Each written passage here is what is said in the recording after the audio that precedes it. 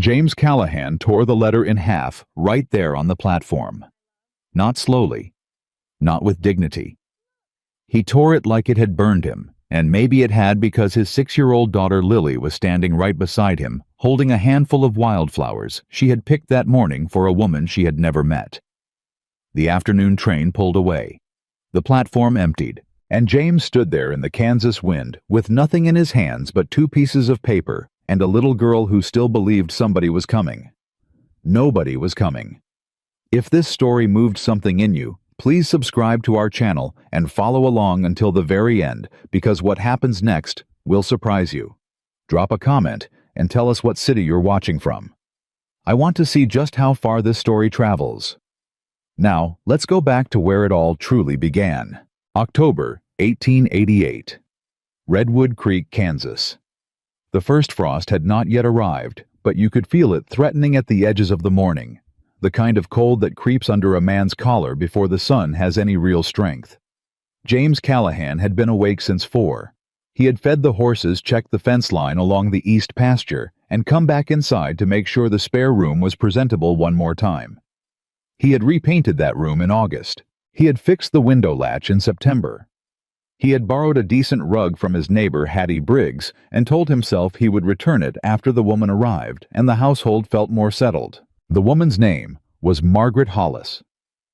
She was 31 years old, a school teacher from Ohio, who had answered his advertisement in a regional correspondence gazette. They had written to each other for 5 months. Careful letters, measured letters, the kind 2 cautious people write when they are not entirely certain of each other but are willing to try. She had a practical handwriting. She asked sensible questions about the land, about Lily's temperament, about what winters looked like this far west. James had answered every letter honestly. He did not inflate the size of the ranch. He did not pretend the finances were better than they were. He told her the truth, which was that he had 800 acres that were mortgaged further than he liked a daughter who was the finest thing that had ever happened to him, and a house that needed a woman's presence the way a fire needed tending. Margaret Hollis had written back and said she was coming. That was enough for James. He had told Lily in early September, carefully not wanting to create too much excitement in case something changed. But Lily was 6 years old, and something had already lit up inside her the moment the word was spoken. A woman is coming to live with us. Lily had carried that idea like a lantern for 7 weeks. She picked wildflowers the morning of Margaret Hollis's arrival because she had decided with the absolute certainty of a child who has made up her mind that every bride deserved flowers waiting for her. James had not corrected her on the word bride. It seemed close enough to the truth to let it stand. The afternoon train from Wichita came through Redwood Creek at 2 o'clock. James hitched the wagon at noon. Lily sat beside him on the bench with her flowers pressed between both hands, watching the road with an intensity that made something ache in James's chest. She was wearing her good dress, the pale yellow one, with the lace collar that had belonged to her mother, altered twice now because Lily kept growing. "Papa," Lily said somewhere on the road between the ranch and town. "Yeah, sweetheart." "Do you think she'll like me?" James looked at his daughter. The question was so simple and so enormous at the same time. He had been asking himself a version of the same thing for weeks. Not about himself, he had stopped caring much what people thought of him after Eleanor died, but about Lily. Whether the woman coming would see what he saw, whether she would understand that this child, this serious, sweet, occasionally solemn little girl, was worth every hard year of his life. "She'd be a fool not to," James said. Lily considered this. "What if she's a fool? Then we'll send her back on the next train and find somebody smarter." Lily smiled at that. A small, cautious smile that was so much like her mother's, it could still stop James's heart on a bad day. They arrived at the station 40 minutes before the train was due. Redwood Creek Station was not much to speak of. A single platform, a ticket window, a bench with one broken leg propped up by a stone. Someone had lodged under it 2 summers ago. The station master, a lean, sun-dried man named Orvis Pell, nodded at James when he came up onto the platform. "Train's on time," Orvis said. Good, James said. Heard you got a lady coming in. That's right. Orvis scratched the back of his neck.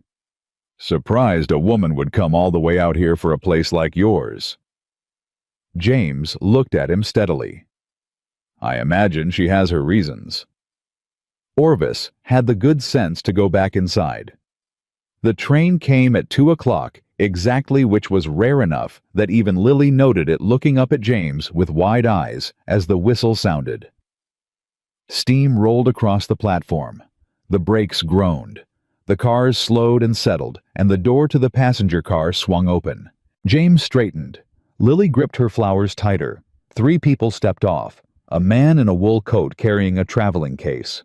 An older woman in black, who moved like someone who had been traveling for too long. And a young boy, maybe 10, who jumped off before the step was fully down and nearly knocked the older woman sideways. Nobody else. The door stayed open for another moment.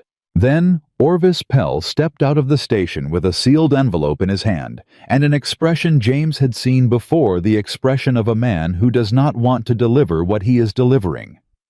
Callahan, he said quietly. James took the envelope. He opened it. He read it once.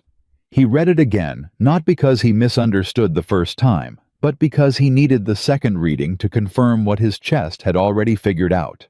Margaret Hollis was not coming. She had met a man in Columbus 3 weeks prior. A druggist with a house already paid for, and no children, and no failing ranch in western Kansas. She was sorry. She hoped James understood. She wished him well, and hoped he found what he was looking for. The wildflowers in Lily's hands rustled in the wind. James folded the letter. He put it in his coat pocket. He stood very still on that platform for a moment that lasted somewhere between 5 seconds and 5 years. Then Lily's hand found his small fingers wrapping around 2 of his, the way she had been doing since she could walk. "Papa," she said. He looked down at her. "Does this mean nobody is coming home with us?" He did not answer for a long time. The man in the wool coat walked past them. The older woman found someone waiting for her, and moved away with relief. Orvis Pell went back inside. The steam from the engine drifted slow and white across the empty platform. "Not today," James said finally. It was the best he could do. They drove home in silence. Not the easy silence of people comfortable with each other, but the tight, careful silence of someone trying to hold something together that keeps wanting to fall apart. Lily did not cry. She held the wildflowers in her lap the whole way home, and when they pulled up in front of the house, she looked at the fence James had repaired, the small garden bed he had cleared for her, and she walked inside without a word. James unhitched the wagon and led the horse to the barn. He stood in the barn for a long time after that. He did not cry either. He had learned to stop doing that 2 years ago, when Eleanor passed. The grief was still there. It would always be there. But he had built something like a wall around it. Not so he could pretend it did not exist, but so it could not knock him flat every time it moved.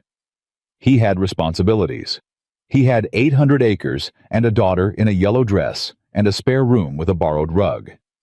He had to keep moving. The following Sunday at church, the story had already spread.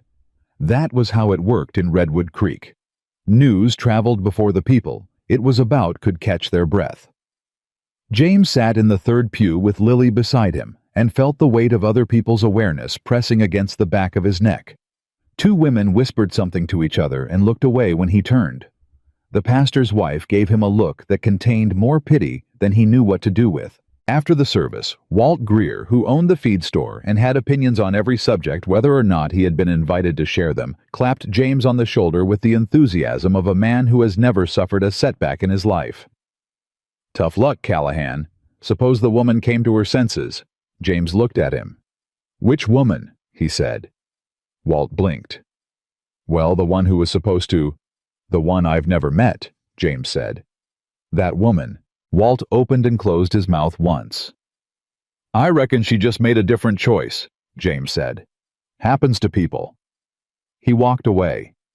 But it stayed with him, that conversation, the shape of it.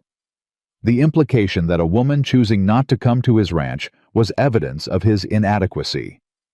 As though Margaret Hollis had looked at the full picture of his life and made a judgment he was supposed to accept as accurate. He did not accept it. But he also could not fully dismiss it. Because the truth, the honest and private truth he kept to himself, was that Lily needed something he could not provide. Not because he did not love her with everything he had. He did. He would have traded the ranch, the land, the next 10 years of his life to spare Lily 1 hour of confusion or loneliness. But there were things a father could not do. He had watched it happen slowly over the past 2 years. The way Lily sometimes looked at other women in town, the way she studied the older girls who had mothers helping them with their hair, the way she sat with a kind of composed patience that no 6-year-old should need. Lily had learned to be self-sufficient because she had to be. That was not the same as being all right. 3 days after the train station, James rode into town, walked into Miller's general store, and posted a notice on the board beside the door where people posted news of cattle sales and land disputes and lost dogs. He wrote it himself in his own handwriting, and he kept it short. Widower seeking a woman willing to help manage a household and care for a young daughter. Honest work, honest pay, no promises beyond respect. He did not sign his name. Everyone in Redwood Creek would know who had written it. He rode home. That evening, Lily helped him with dinner, standing on her step stool beside the stove, stirring a pot of beans with the seriousness of a person twice her age. "Papa," she said. "Yeah." "Are we going to be all right?" James looked at his daughter. She was not asking about dinner. She was asking about everything. "Yes," he said.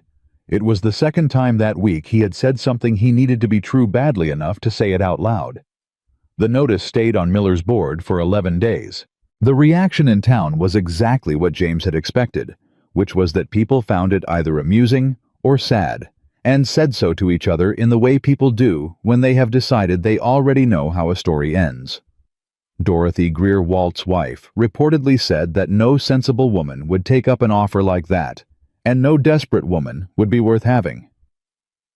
The blacksmith's apprentice, a boy named Clem, who was 19 and had strong opinions about dignity, said the notice was embarrassing. James heard all of it eventually. Redwood Creek was a small town. He did not change the notice. On the 11th day, the afternoon wagon from the crossroads came into Redwood Creek carrying 6 passengers. James was not at the station that day. He was at the ranch working the east fence line that had come loose in a night wind, and he had sent Lily with Hattie Briggs for the afternoon because Hattie's youngest daughter was close to Lily's age, and the two of them got along well enough to give each other company. So James did not see her arrive. What he heard later from Hattie herself, who had heard it from the miller's wife, was that a woman had stepped off the afternoon wagon with a small travel bag over one shoulder and a wooden cradle in her arms. A wooden cradle. Not a box, not a trunk, not a piece of furniture wrapped in cloth.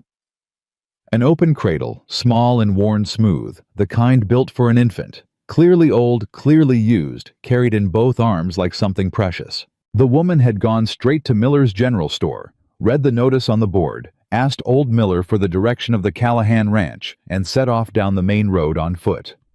Nobody offered her a ride. That was worth noting. In a town where people would ordinarily fall over each other to be helpful to a newcomer, nobody offered this particular woman a ride, because the cradle troubled them. An unmarried woman, and she wore no ring. The miller's wife had looked arriving with a cradle, but no baby was the kind of thing that people in a small town in 1888 did not know what to make of, and when people do not know what to make of something, they tend to keep their distance. The woman walked the 3 miles to the Callahan Ranch, carrying a travel bag and a cradle. In October. James did not know any of this yet. He was still working the fence when he heard the creak of the front gate, and he straightened up and turned around and saw her coming up the lane toward him. She was not what he had pictured when he wrote the notice. He had not let himself picture much honestly. He had been disciplined about hope after Margaret Hollis. But if he was honest, something in him had imagined a certain kind of woman. Practical, capable, composed. Someone who looked like she had already survived hard things and had the steady eyes to prove it. What he saw was a woman in a gray dress that had seen better days with chestnut brown hair pinned back under a plain hat, walking toward him, with an old wooden cradle in her arms, like she had been carrying it for years and expected to carry it for years more. She stopped about 10 feet from him. "Mr. Callahan," she said. Her voice was level, not loud, not uncertain. "That's right," James said. "My name is Anna Whitaker. I saw your notice in town." She shifted the cradle slightly in her arms. "I'd like to discuss the position." James looked at her. Then he looked at the cradle. She did not explain it. She did not offer any information about why a woman without a baby was carrying a cradle to a ranch where there was no baby. She simply waited. And James, who had learned more from 2 years of hard silence than he had learned from 20 years of easy conversation, understood something in that waiting. This was not a woman performing calm. This was a woman who had already decided she would not shrink to make other people comfortable. He respected that. "Come inside," he said. He did not ask about the cradle. She carried it up the porch steps and into the house, setting it down carefully beside the front door, as though she knew exactly where she would put it and had been planning that much at least. James put the coffee on. They sat at the kitchen table, and James told her what was honest. The land was mortgaged. The ranch needed work. The household needed managing. His daughter was 6 years old, and the most important thing in his life, and whoever came to work in this house needed to understand that Lily came first, ahead of the work, and ahead of any other consideration. Anna Whitaker listened to all of it. She did not look overwhelmed. She did not look pitying. She looked the way a person looks when they are listening to something they already knew would be hard and have already made their peace with hard. "What happened to your wife?" she asked. It was a direct question. Most people danced around it. "She died," James said. "Fever 2 winters ago. It came fast." "I'm sorry." "So am I." "And your daughter Lily, you said, Lily, yeah. Does she know you posted the notice?" James looked at her. "She knows I need help. She's 6, not simple." Something shifted in Anna's expression then. Not a smile exactly, but something adjacent to one. A recognition. "All right," she said. "Then let me tell you what's honest for me." She folded her hands on the table. "I am 28 years old. I have worked as a housekeeper and a seamstress and a cook and a laundress, sometimes all 4 at once. I can manage a household. I can care for a child. I am not looking for a husband. I am not looking for pity." She paused. "What I am looking for is a place where my work means something, where I am seen as a capable person rather than a burden or a convenience." James said nothing. "Can you offer me that?" she said. He thought about it. He was a man who had learned the hard way to mean what he said. So he thought about it genuinely before he answered. "I can try," he said. "And I reckon that's the most honest thing I can tell you." She studied him for a moment. "That's enough," she said. He hired her that evening. She did not leave. Hattie Briggs brought Lily home just before supper, and Lily stood in the kitchen doorway and looked at the woman standing at the stove with the careful evaluating gaze of a child who has learned not to get her hopes up too fast. "You the lady from the notice?" Lily said. "I am," Anna said.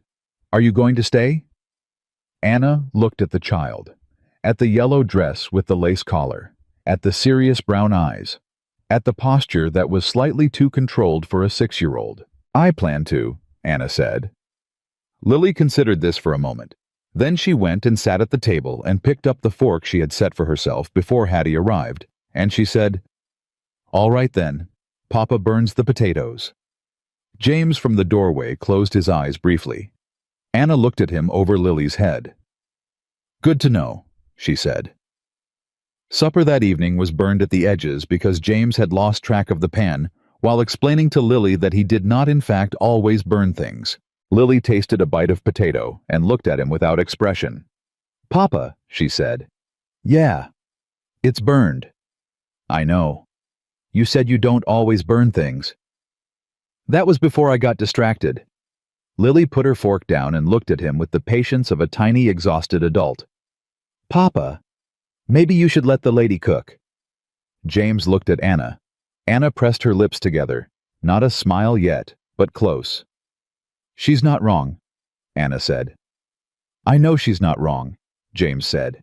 The evening light came through the window, and the kitchen was warm from the stove, and the burned potatoes were barely edible, and James Callahan sat at his table with his daughter, and a woman he had known for 3 hours, and something in him loosened just slightly, like a rope that has been pulled too tight for too long, and someone has eased the tension by half a degree. It was not joy, not yet, but it was something. It was the particular feeling of a house that has been quiet for too long beginning very carefully to fill with sound again. After Lily was in bed, James sat on the porch steps in the cold, and Anna came out and stood a few feet away, and they watched the dark for a while without talking. "The cradle," James said finally. "Yes," she said. She did not elaborate immediately. James waited. "My sister," she said at last. "She passed in the spring. She was with child. The baby didn't—" She stopped, started again. "I couldn't leave it behind. People said I should. My aunt said it was morbid. My employer at the time said it was—" She paused. "He used the word disturbing. He asked me to leave it in the barn." James looked at the dark field. "I left instead," Anna said. He understood that. "It's yours," he said. "You can put it wherever you want." She turned and looked at him. He could barely make out her expression in the dark, but he felt it. The surprise of being told that something she had carried without anyone's permission was simply hers to keep. "Thank you," she said. It was quiet for a moment. Then from inside the house came a small voice. "Papa." James stood up. "I'll go," he said, and he went inside. Anna stayed on the porch steps a little longer. She looked at the black Kansas sky and the pale rim of a half-moon and the wide dark expanse of the land that wasn't hers, and she breathed in the cold night air that smelled of dry grass and distant frost. She had not expected to feel it tonight, but she felt it anyway. The faint, careful possibility that she had arrived somewhere worth staying. The weeks that followed settled into a rhythm that surprised James because it did not feel forced. He had expected awkwardness, the careful maneuvering of two people who did not know each other occupying the same space. But Anna moved through the house with a quiet efficiency that asked nothing of him, except to stay out of her way when she was working, and to answer honestly when she had a question.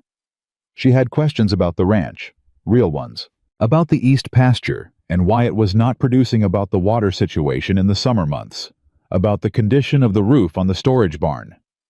She asked them the way a person asks who intends to do something with the answers, not the way someone asks to fill silence. James answered. And then he found himself asking her things too, about what she had noticed in the pantry and what she thought needed doing first, about whether the window in Lily's room was letting in cold along the bottom sill because he had suspected it for months, about what she thought of the fence line along the south road. She had opinions. Good ones. She had worked for enough households in enough places that she understood property the way a person understands something they have paid attention to for a long time. Lily warmed to her in the way children warm to people who take them seriously. Anna did not treat Lily like a small ornament or a burden or a problem to be managed. She talked to her the way you talk to someone who has things to say. She taught her to braid, which James had never learned. She showed her how bread dough should feel between your hands, and when Lily's first loaf came out dense as a river stone, Anna did not make her feel foolish. "Try it again," Anna said. "It didn't work," Lily said, poking the loaf with one finger. "Not this time. Try again." "What if the next one is worse? Then we'll have 2 bad loaves and we'll start over with what we learned from both of them." Lily thought about this. "That's a lot of bad bread," she said. "That's how you get to the good bread," Anna said. James heard that exchange from the doorway. He stood there for a moment and then went back to what he was doing before Anna could see him standing there. He did not entirely understand what he was feeling. He only knew it was more than he had expected. 3 weeks after Anna arrived, James burned dinner again. He had been out longer than he planned on the south pasture, and by the time he got back, the pan had gone past done, and the kitchen smelled like something between supper and catastrophe. He stood over the stove, looking at what had been stew, and was now a question mark, and Lily came in from the hallway, tasted a corner of what might have been a carrot, and looked at him. "Papa," she said. "I know. The food is angry again." He looked at her. She said it so seriously. The food is angry. Something broke loose in his chest. A sound he had not made in so long he almost did not recognize it. He laughed. A real laugh, not the polite kind, not the kind you produce to make someone feel better. The real kind that starts somewhere low and comes up without asking permission. Lily stared at him. Then she laughed too. Anna came through this back door with a basket of dried herbs and stopped in the doorway and looked at the two of them laughing over a ruined pot of stew in a smoky kitchen, and something moved across her face that James did not catch clearly in the moment. He caught it later when he thought about it. It was the expression of someone who has been standing outside in the cold for a long time and has just walked through a door into warmth. "What happened?" she said. "The food got angry again," Lily told her. Anna set the basket down. She looked at the pan. She looked at James. "Sit down," she said. "Both of you." They sat. She worked with what was in the kitchen and produced something that was not stew exactly, but was hot and good, and nothing like the burned pan on the stove, and they ate it at the table while the wind picked up outside and rattled the shutters, and Lily fell asleep with her chin almost touching her bowl, and James carried her to bed and came back and found Anna washing the dishes in the quiet. He stood in the doorway for a moment. "You didn't have to do that," he said. "I know," she said. "We could have eaten the burned stew." She turned and looked at him. "No," she said. "You couldn't have. That stew was gone. It wasn't coming back." He looked at her. She looked at him. Something passed between them in the ordinary silence of a kitchen at the end of a hard day. Something that neither of them had a word for yet. "Well," James said. "Well," Anna said. He went to bed. She finished the dishes, and neither of them said what was true, which was that the house felt more like a home tonight than it had in 2 years, and neither of them was entirely sure what to do with that. But October was wearing toward November, and November in Kansas had teeth. And before the month was out, James Callahan was going to learn that a man's land was only as safe as the people who wanted to take it would allow. Richard Hale had been watching the Callahan Ranch for 2 years. He was the kind of man who watched things from a distance and waited, which made him more dangerous than the kind who came at you directly. He owned 3,000 acres on the other side of Redwood Creek, and a controlling interest in the town's only bank, and he had a particular interest in struggling properties, because struggling properties eventually became available properties, and Richard Hale liked to be the man standing there when the moment came. He had tried twice already to buy James out. James had refused both times. Richard had smiled both times and said he understood and wished James the best. And James had watched him right away and felt the particular unease of a man who knows the conversation is not over. It was not over. Because in November, a notice arrived from the county land office. It was a formal petition filed by Richard Hale requesting a review of the Callahan homestead's productivity status. The petition claimed that the property had failed to meet minimum productivity standards for 2 consecutive seasons, and that the current occupant one, James Patrick Callahan widower, was insufficient to maintain the property and posed a risk of land abandonment before the spring. James read the notice at the kitchen table. He read it twice. Anna was watching him. "What is it?" she said. He handed it to her. She read it. Her jaw tightened. "Richard Hale," she said. "He's been waiting," James said. "He wants the land. He needs a legal reason to move on it, and a hearing like this gives him one." "When?" "February. County Courthouse." Anna set the paper down. "What happens if he wins?" she said. James was quiet. "I lose the land," he said. "The mortgage is called. We have 30 days." Anna looked at the paper. She looked at the kitchen around them, the repaired curtains, the stocked pantry, the bread rising near the stove that Lily had helped make that morning. She looked at James. "Then he won't win," she said. James looked at her. She did not say it like a comfort. She said it like a fact, like something that had already been decided and just needed to be carried out.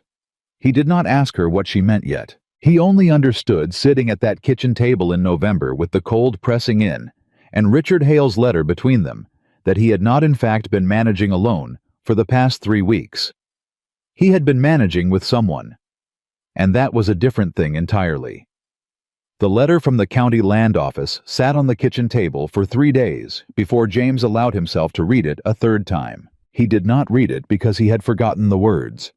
He read it because he kept hoping the meaning would change. It never did.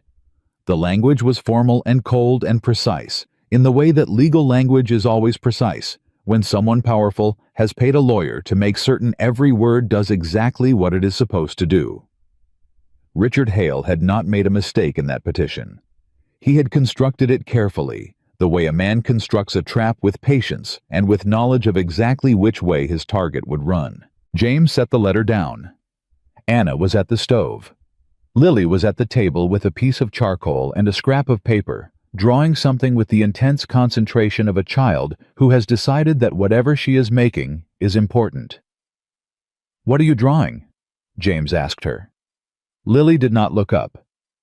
"Our house." "Yeah, and the garden, and the fence you fixed." She added a line. "And the flowers I'm going to plant in spring." James looked at the paper. The drawing was lopsided and approximate, the house too tall and the fence too wavy, but Lily had put people in front of it. 3 of them. A tall one she had labeled Papa in careful letters. A smaller one beside it that was clearly her, and a third figure standing slightly apart but still within the fence line that she had not labeled yet. He looked at it for a long moment. He did not say anything, but something in his chest tightened and then loosened at the same time, the way a wound does when the pressure on it shifts. Anna came to the table and set a plate of biscuits down and glanced at the drawing and said nothing either. But she looked at it for a second longer than she needed to before she went back to the stove. That evening, after Lily was in bed, James spread every piece of paper he had related to the ranch across the table. Receipts, mortgage documents, seasonal records going back 3 years. The kind of paperwork a man keeps in a box because he knows it matters, but has not thought carefully about how it matters. Anna sat across from him. She did not wait to be invited. She just sat down and started reading. James watched her for a moment. "You know how to read this kind of thing," he said. She looked up at him over the papers. "I kept accounts for the Hargrove household for 2 years. Mr. Hargrove was a difficult man who believed women couldn't manage numbers." She looked back down at the page in her hand. He was wrong. James said nothing. He handed her another document. They worked until well past midnight. By the time they stopped, Anna had organized everything into 3 piles. What was good, what was uncertain, and what was a problem. The good pile was smaller than James would have liked. The problem pile was larger. But the uncertain pile, the middle stack, the one that could go either way, depending on how it was presented, was the largest of the 3. "This is your strongest ground," Anna said, tapping the middle pile. "The east pasture records from last spring, the livestock counts, the repairs you've made to the outbuildings." She paused. "The problem is that none of it's been tracked properly. It's all here, but it's scattered, dates out of order. Some of it's not dated at all." "I was running a ranch," James said, "not a newspaper. I know that. But the man sitting in that courthouse in February doesn't know you. He knows what's on the paper." She looked at him. "Richard Hale's lawyer will have everything in order. Dates, amounts, testimony lined up like soldiers." She set the paper down. "We need to do the same." James looked at the table covered in his disorganized life. "That's going to take a while," he said. "Then we'd better start," she said. That was how it began. Every evening after Lily went to bed, they sat at that table and worked. Anna organized. James filled in what was missing dates. He could remember transactions he had kept in his head because he had never thought it would matter this much whether they were written down. She asked questions he had not thought to ask himself. How much feed had he bought in March versus what the livestock needed? What the yield differential was between the east and west pastures? Whether the roof repairs he had made in September counted as capital improvement. He did not always know the answers immediately. But he went and found them. He checked the receipts he had shoved in the tobacco tin on the barn shelf.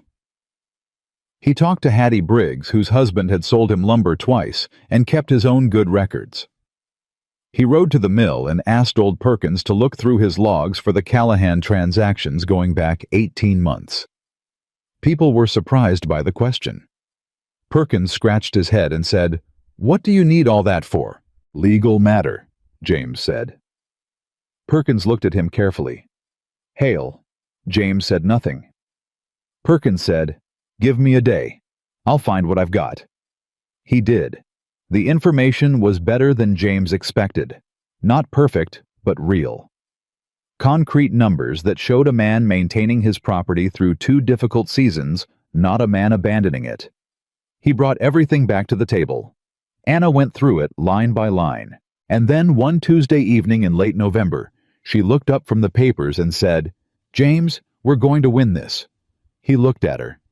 "Don't say that if you don't mean it," he said. "I mean it," she said. Richard Hale built his case on the idea that this ranch is failing. These numbers don't show a failing ranch. They show a ranch under pressure that is still producing, still maintaining, still standing. She tapped the organized stack in front of her. The narrative he's selling the county is a lie, and we have the evidence to prove it. James sat back. He looked at this woman across his kitchen table. This woman who had walked 3 miles with a cradle in her arms because nobody offered her a ride.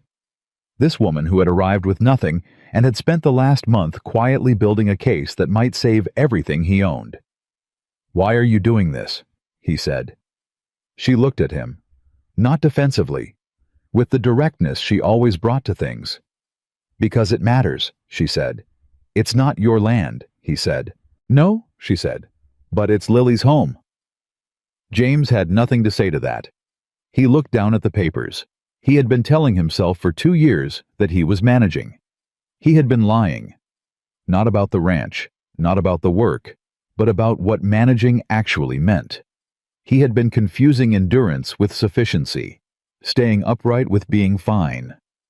And somewhere in the week since Anna Whitaker walked up his lane with a cradle in her arms, he had started to understand the difference.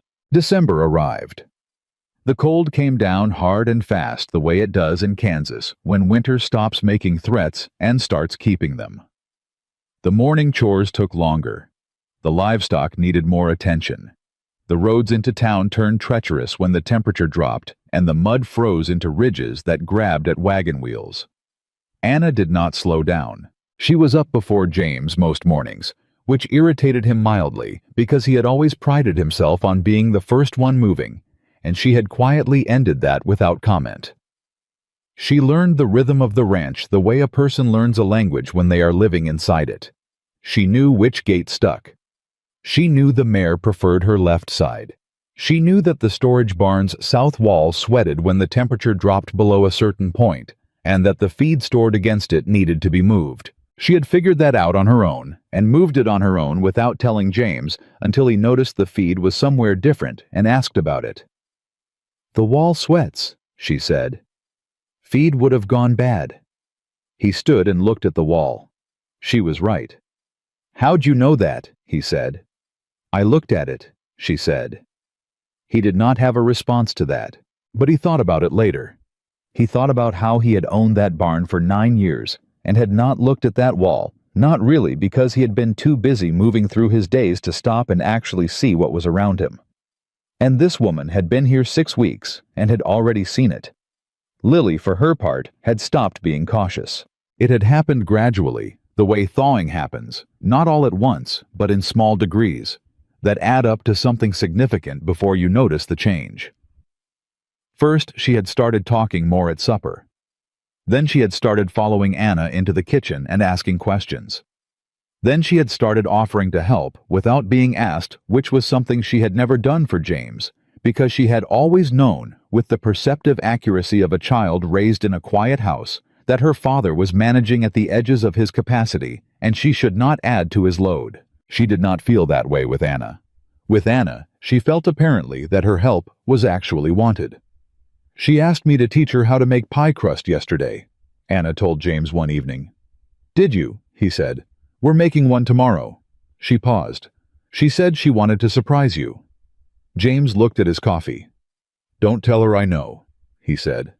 "I wasn't going to," Anna said. The pie was terrible. It was a genuine catastrophe of a pie.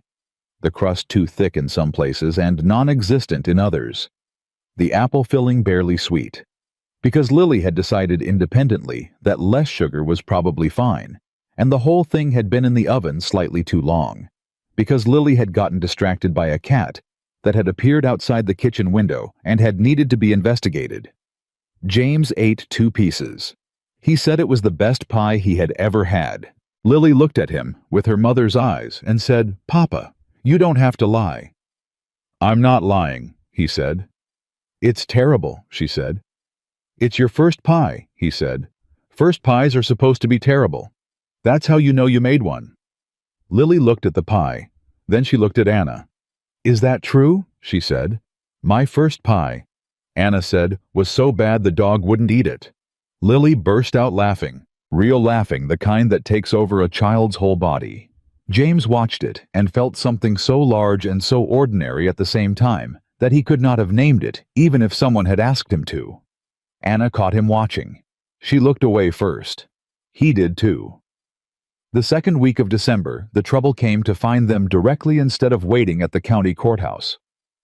James was in town at the feed store when Richard Hale walked in. Richard Hale was a man built the way money builds men when they have had it long enough. Broad, well-dressed, comfortable in his own weight. He had gray at his temples and a way of smiling that went no further than his teeth. He came into the feed store and acted surprised to see James, the way a man acts surprised when he has arranged things so that he would not be. "Callahan," he said.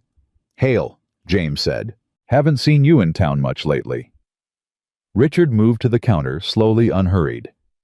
"Heard you've got a woman helping you out at the ranch." James kept his face even. "That's right." "Housekeeper." "She manages the household." Richard nodded. "Good of her. Must be hard a man on his own trying to keep things running." He picked up a tin from the counter and looked at it without seeing it. Of course, one woman isn't going to change the fundamentals of a struggling property. James turned to face him fully. "My property isn't struggling," he said. Richard smiled. "The petition says otherwise." "The petition says what you paid to have it say," James said. "That's different from the truth." Richard set the tin down. He looked at James the way powerful men look at people they have already decided they are going to defeat with a kind of bored patience. "James," he said, "I'm going to be honest with you. The county hearing is a formality. I've had this land evaluated. I have testimony from 2 men who've seen your operation up close. The judge assigned to the case is a reasonable man who understands practical economics." He paused. "I'll offer you fair value. Right now, before this gets unpleasant. You walk away with enough to start over somewhere else. Take your daughter somewhere she can have a proper life." James said nothing for a long moment. The feed store was quiet. The man behind the counter was suddenly very busy looking at his ledger. "Let me tell you something, Richard," James said finally, his voice low and level. "I buried my wife 2 years ago. I raised my daughter on that land alone. I have worked every inch of it in every season, in every kind of weather this state has to offer." He took one step closer. "You're not offering me fair value. You're offering me the chance to give up before you have to fight me for it, and I'm going to decline." Richard Hale did not change his expression. "I hope you know what you're walking into," he said. "I know exactly what I'm walking into," James said. He paid for his feed and left. His hands were steady on the reins all the way home, but his jaw ached from holding it set, and he did not fully let out the breath he'd been holding until the ranch came into view at the end of the lane. He told Anna that evening. She listened without interrupting, which was her way. She let him say the whole thing, and then she was quiet for a moment, and then she said, "2 witnesses." That's what he said. Who? He didn't say. She was quiet again. We need to know who, she said. Why? Because if we know who they are, we know what they'll say. And if we know what they'll say, we can prepare for it. James looked at her. And how do you propose we find that out? She tilted her head slightly. People talk, she said, especially in a small town. She was right. It took 4 days and 2 conversations Anna had at the dry goods store, and 1 that James had at the barber.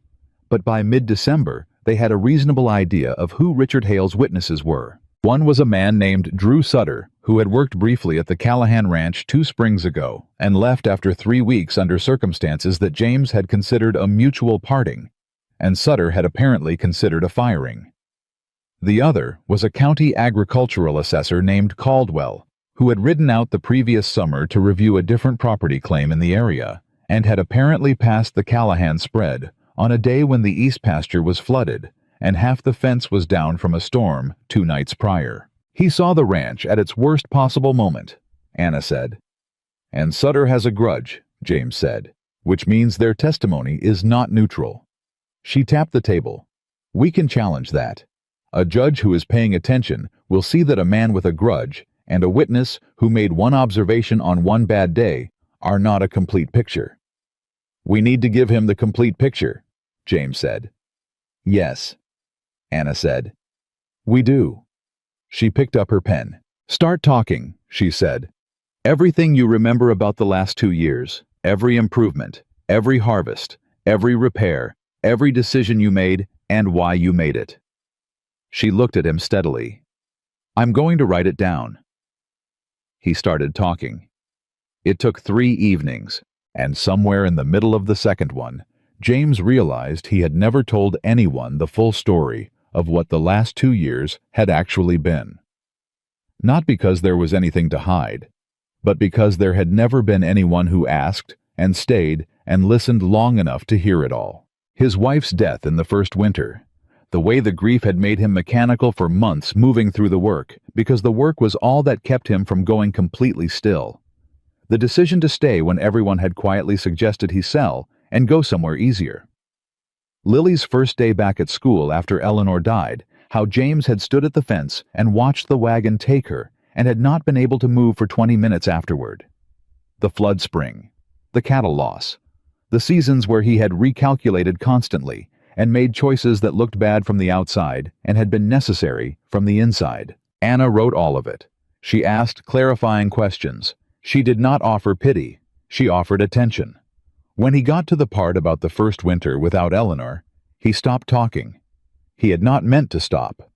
He had simply arrived at a place in the story where the words went thin the way ice goes thin over deep water, and he could feel that if he kept walking, he might go through.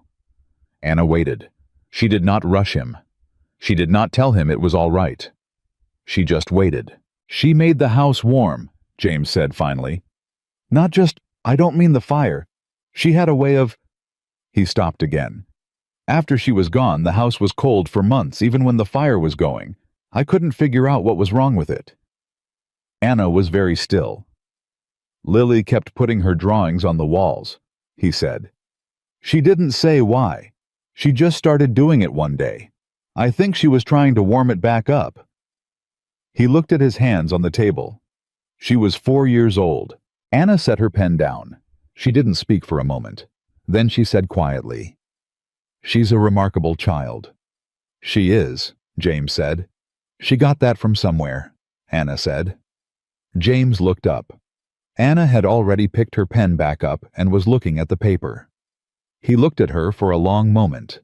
She did not look back up, but he saw the slight tension in her jaw, the careful stillness of someone holding something in. He looked back at the table. Where'd you grow up? He said. She glanced up briefly. Indiana, she said. Small town, smaller than this. Family. Mother, father, my sister Clara. A pause on that name. Brief, but there. My parents are still living. We don't... She stopped. We don't see each other often. Why? She looked at him for a moment. Because they wanted me to be something I wasn't, she said simply. And I ran out of patience pretending. James nodded. He understood that more than she might have expected. The cradle, he said. She looked at him. You said Clara's baby didn't survive. What happened to Clara? A long silence. Anna set her pen down again. She died a week after the baby, she said.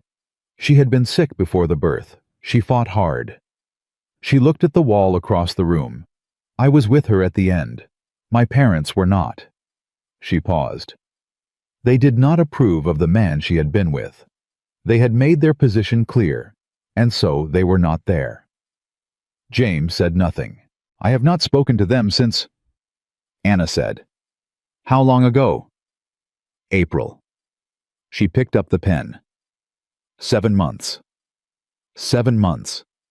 This woman had lost her sister, and her sister's baby, and her family, and her position, and her place to live inside of 7 months, and she had walked 3 miles in October, carrying a cradle, and asked for a job with quiet dignity, and had not mentioned any of it until directly asked. James looked at her. Anna, he said. She looked up. I'm glad you came, he said. She held his gaze for a moment. Something moved through her expression. Not sentiment. Something quieter and more durable than sentiment. So am I, she said. They went back to work. It was past 11 when they finished, and the house was cold from the fire dying down, and James banked the coals while Anna gathered the papers into their careful, organized stacks. Get some sleep, James said. You too, she said. He went to the door of Lily's room and looked in. Lily was asleep on her side with one arm stretched toward the edge of the mattress, a position she had slept in since she was 2 years old, as if even in sleep she was reaching for something. He stood there in the doorway for a moment. Then he went to bed. He lay in the dark and thought about what Anna had said. Because it's Lily's home. Not because it was her land or her investment or her future. Because it was Lily's home.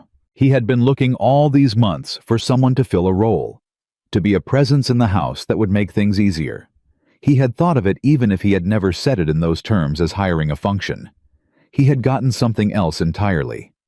He had gotten a person, one who had walked into his life carrying her own grief and her own losses and her own hard history, and had looked at his struggling ranch and his daughter's careful drawings and his burned suppers, and had decided for reasons that were entirely her own that this was a place worth fighting for. He did not sleep for a long time. Christmas came to the Callahan Ranch quietly that year. James cut a small pine from the stand at the back of the property, and Lily decorated it with paper shapes she had cut herself and 2 glass ornaments that had been Eleanor's. She handled the ornaments with great seriousness, placing them where they caught the best light, explaining to Anna the exact history of each one. This one came from a store in St. Louis, Lily said. Mama said it was the most beautiful thing she ever bought. Anna looked at the ornament. She had good taste, Anna said. Lily beamed. The other one Papa gave her when they got married, Lily said. It's got a bird on it. Mama liked birds. Anna looked at James briefly. He was at the window, his back partially to the room. What kind of bird? Anna asked Lily. A blue one, Lily said. Papa says it's a bluebird. Mama said bluebirds meant happiness was coming. She looked at the ornament. Do you think that's true? Anna was quiet for a moment.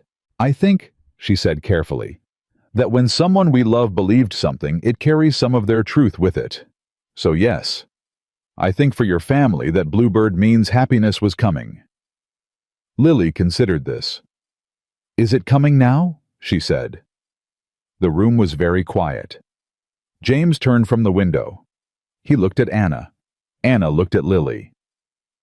I believe it might be, she said. Lily accepted that with satisfaction and went back to hanging her paper stars. James and Anna did not speak for a moment. They did not need to. But the following week, the weight of what was coming pressed back in. James came home from town on a Thursday afternoon to find 2 men he did not recognize standing by the front gate. They were not threatening in any obvious way, but there was something in the way they stood, the way they tracked him as he came up the lane that made the back of his neck tighten. He pulled up the wagon. "Help you gentlemen with something," he said. The taller of the two, a man with a narrow face and good boots that didn't match the rest of him, said, "Mr. Callahan, we're here on behalf of the Hale interests. Mr. Hale wanted to make sure you received his updated offer." He held out an envelope. "He's increased the amount significantly, given the time of year." James looked at the envelope. He did not take it. "I gave Mr. Hale my answer already," he said. "He thought you might reconsider given the circumstances," the man said. "What circumstances?" The man looked at him with the patient expression of someone delivering a message they have been paid to deliver without emotion. "The hearing is in February. Mr. Hale has additional evidence he didn't mention at your last conversation. He feels confident in the outcome." He pushed the envelope slightly forward. "This offer expires at the end of the month." Anna appeared on the porch. She stood there without speaking. Both men looked at her. There was a moment. Then James said, "Ride back and tell Richard Hale that James Callahan received his offer and declined it. Same as last time." The man with the narrow face looked at him for a long moment. Then he put the envelope back in his coat. "All right," he said. They rode away. James sat in the wagon and did not move for a moment. Then he climbed down. Anna came down off the porch. "Additional evidence," she said. "That's what he said." "What does that mean?" "I don't know," James said, "but I don't like it." She looked at the road where the men had gone. "Neither do I," she said. They went inside. Lily was at the table doing her sums. Her forehead creased with effort, her tongue pressed to the corner of her mouth, the way it always was when she was working hard. She looked up when they came in. She looked at their faces. Children read adults the way experienced trackers read ground in the small details that most people miss. Lily was better at it than most children because she had had to be. "Is something wrong?" she said. James sat down beside her. He looked at her arithmetic. 6 plus 7, he said. She blinked. 13. "That's right," he said. "Keep going." She studied him for another second. Then she looked back at her paper. She did not ask again. But she moved her chair slightly closer to his, and James put his hand on the table near hers, not touching, just near the way you keep a fire close in cold weather. Not for warmth you can feel, for warmth you know is there. The month of January arrived like a threat made good. The temperature dropped to levels that made outdoor work a matter of endurance rather than comfort. James kept the stock alive, and the fences standing, and the firewood coming, and Anna kept the house running, and the records growing more complete with every week that passed, and Lily kept being Lily, which was the most stabilizing thing in the house. But something else had been building. James had noticed it, and had been ignoring it with the discipline of a man who has decided that noticing something and doing something about it are two separate decisions. He was not ignoring it anymore. It had started, he thought, on the evening Anna had told him about Clara. Something had shifted after that conversation, some internal arrangement that he could not entirely account for. He found himself aware of her in the room, the way you become aware of something you have been taking for granted after you realize you might lose it. He noticed when she was tired. He noticed when she was quiet in a way that was different from her ordinary quiet. He noticed when she laughed, which was not often enough, and was always worth paying attention to when it happened. He did not say any of this. He kept it where most men kept things they weren't ready to look at directly. But he was going to have to look at it. And the reason came on a cold January afternoon when Hattie Briggs came calling. Hattie was a good woman and an honest one, which meant that when she had something uncomfortable to say, she said it directly and let you deal with it. She sat at the kitchen table with her hands around a cup of coffee, and she looked at James and then at Anna, and then back at James, and she said, "I need to tell you something, and I need you both to hear it." Anna sat down. James leaned against the counter. "Richard Hale has been talking," Hattie said. "In town, to people." She paused. He's been suggesting that the arrangement here, she looked between them, is improper. The kitchen was very still. He's saying, Hattie continued carefully, that an unmarried woman living in a widower's home without a formal arrangement is a mark against the household's character. He's suggesting that the judge at the hearing might look at it unfavorably. She set her cup down. I think he's going to try to use it against you in February. James looked at the table. Anna looked at her hands. Neither of them spoke for a moment. Then Lily's voice came from the hallway. Anna? Anna looked up. Can you help me with my braid? It came undone. Anna stood up without a word and went to the hallway, and the sounds of a child's patient complaint and an adult's careful attention came through the door, and James stood in his kitchen with Hattie Briggs and a new problem he had not been expecting. Hattie looked at him. I'm sorry, James, she said quietly. I know this is complicated. James said nothing for a long moment. He was doing arithmetic in his head, not the kind with numbers, the harder kind. Hattie Briggs left 20 minutes after she had arrived, and the kitchen felt different after she was gone. Smaller, somehow. The walls a little closer. James stood at the window and listened to the sound of Anna in the hallway, helping Lily with her braid, and he thought about the word improper and what it cost a man when a word like that got attached to his name in a county hearing. He already knew the answer. Everything. It could cost him everything. Lily came through the kitchen doorway with her braid newly fixed, touching the back of it with one hand, the way she always did to check it was even. Had he gone already? She said. Yeah, James said. She didn't stay for dinner. Not today.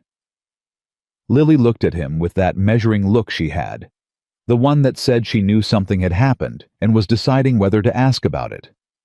She decided not to. She went to the shelf and got her reader and sat at the table and opened it, and the kitchen filled with the sound of a child sounding out words, and Anna came back in and went to the stove without looking at James, and James stayed at the window for another moment before he pushed off and went to the barn to check on the horses. He stayed there longer than necessary. He stood in the cold with his hands on the stall rail, and he let himself think clearly, which was something he had learned to do in hard moments. Get away from the house, get away from the sound of other people, and let the actual shape of the problem take form without all the noise around it. The shape of this problem was simple. Richard Hale was going to stand in a courthouse in February and suggest that James Callahan was a man of poor judgment and improper habits. He was going to point to the failing East pasture season of 2 years ago, and the flood and Drew Sutter's grudge, and the agricultural assessor's one bad day, and he was going to layer on top of all of it the suggestion that an unmarried woman living under James Callahan's roof was evidence of moral carelessness. And a judge who did not know James Callahan would look at all of that and see a pattern. The pattern would not be true, but patterns did not need to be true to be convincing. They only needed to look like patterns. James pressed his forehead against the cold wood of the stall rail for a moment. Then he stood up straight. He went back inside. Anna was at the table now. Lily had gone to her room. The lamp was lit, and the papers were out the organized stacks they had built over 2 months of careful evening work, and Anna had her pen in her hand, but she was not writing. She was looking at the table. James sat down across from her. She looked up. He looked at her. Neither of them said anything for a moment. You heard what Hattie said, James said. I was in the hallway, Anna said. Not outside. Then you know what Hale is doing. Yes, she said. And you know what the solution is, he said. She was quiet. James put his hands flat on the table. I'm not going to pretend this is a simple thing to say, he said, so I'm just going to say it plain. If we go to that hearing as an unmarried man with an unmarried woman in his household, Hale wins before he starts. The judge won't have to believe the rest of it. The optics alone will do the job. He looked at her steadily. If we go as a married couple with a stable household and a proper arrangement, we take that weapon right out of his hands. Anna looked at him. James, she said. I know what I'm asking, he said quickly. I know what it costs you. I know you came here to work, not to be someone's answer to a legal problem. I know this is not what either of us planned." He stopped. "But I need to say it. Not just because of the hearing. Because—" He paused. Something shifted in his face. The careful control he usually kept slipped for just a moment, just enough. "Because I don't want to lose this." She looked at him. "The ranch," she said carefully. "All of it," he said. The word landed between them and sat there. Anna looked down at the papers, at the months of work they represented, at the story of this place and this family laid out in dates and numbers and careful notes in her own handwriting. "I made you a promise," James said. "When you came. I said I would see you as a capable person, not a burden, not a convenience." He looked at her. "I'm trying to keep that promise right now. Which means I am telling you honestly what the situation is, and what I think needs to happen, and then I am asking you what you want to do. Not telling you. Asking." Anna was still for a long moment. "If I say no," she said. "Then we fight without it," James said. "And we might still win, and nothing changes between us. And if I say yes—" He held her gaze. "Then I will spend every day after this proving I was worth saying yes to."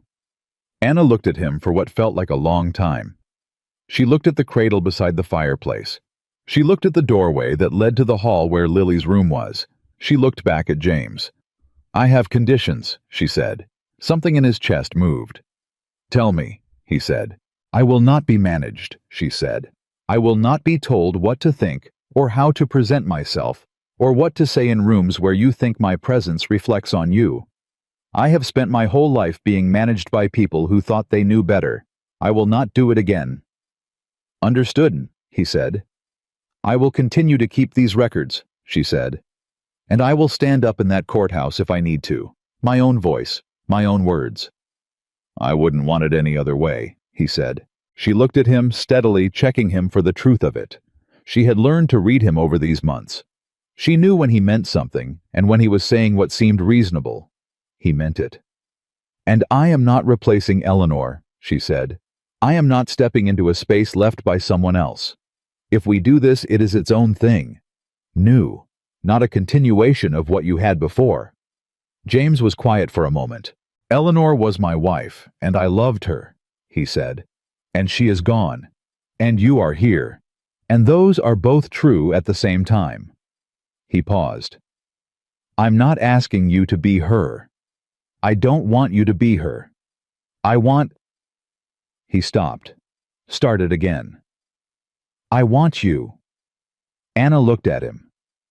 "That's very plainly said," she said. "I'm a plain man," he said.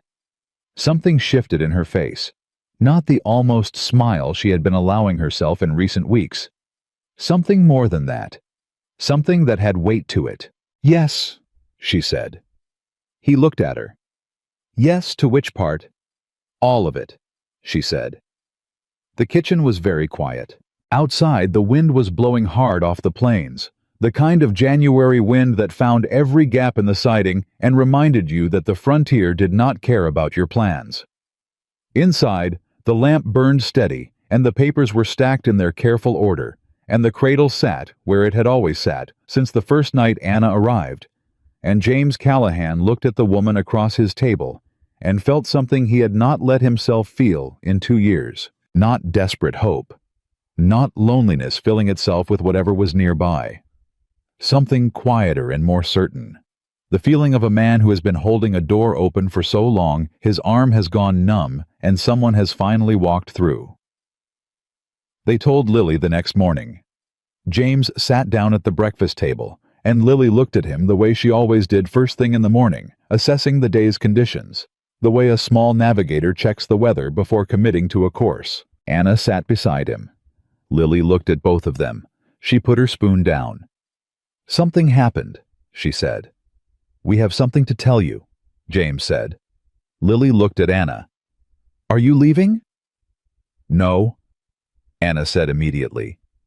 Lily's shoulders dropped approximately 1 inch, which was the equivalent in Lily's controlled emotional vocabulary of a full collapse of relief. "Anna and I are going to get married," James said. Lily looked at him, then at Anna, then back at him. "Like a real wedding," she said. "Like a real wedding," James said. Lily was quiet for a moment. James waited. Anna waited. Lily picked up her spoon again. "Can I have a new dress?" she said. James blinked. Anna pressed her lips together hard. "Yes," James said. "You can have a new dress. Blue," Lily said. "I want blue. Mama's color was yellow, and yours is brown, and Anna's should be—" She looked at Anna with the focus of an artist committed to her vision. "I think green, and mine should be blue."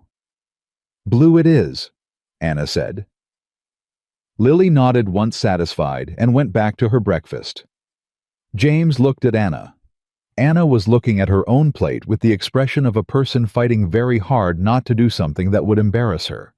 She lost the fight slightly. One corner of her mouth gave way. James looked at the ceiling briefly. They told Hattie Briggs that afternoon. Hattie looked at them both for a long moment, and then she pulled Anna into an embrace that surprised both of them, and when she let go, there was something bright in her eyes that she dabbed at briskly with the back of her hand. "About time," she said. "It's only been 3 months," James said. James Callahan. Hattie said, "I have known you for 9 years, and I have watched you hold yourself together with pure stubbornness since Eleanor passed, and it has been an impressive thing to witness, but it was also painful for everyone around you." She looked at Anna. "This woman walked into your house and fixed your curtains and organized your chaos and won your daughter over inside of a month. The only question anyone had was how long it would take you to see what was right in front of you." James said nothing.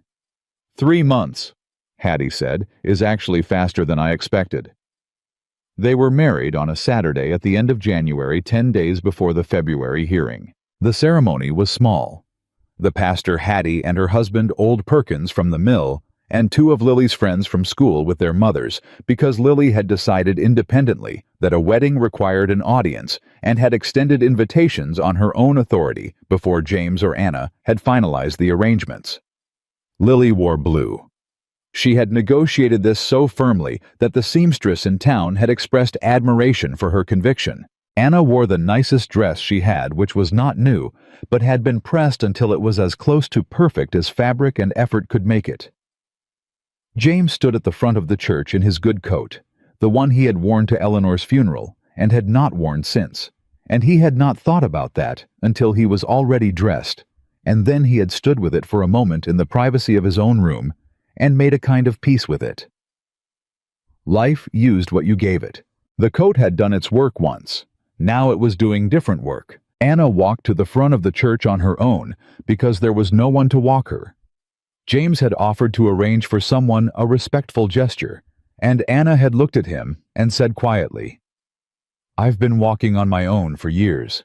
I don't need someone to hand me off. I'll come to you myself." And so she did.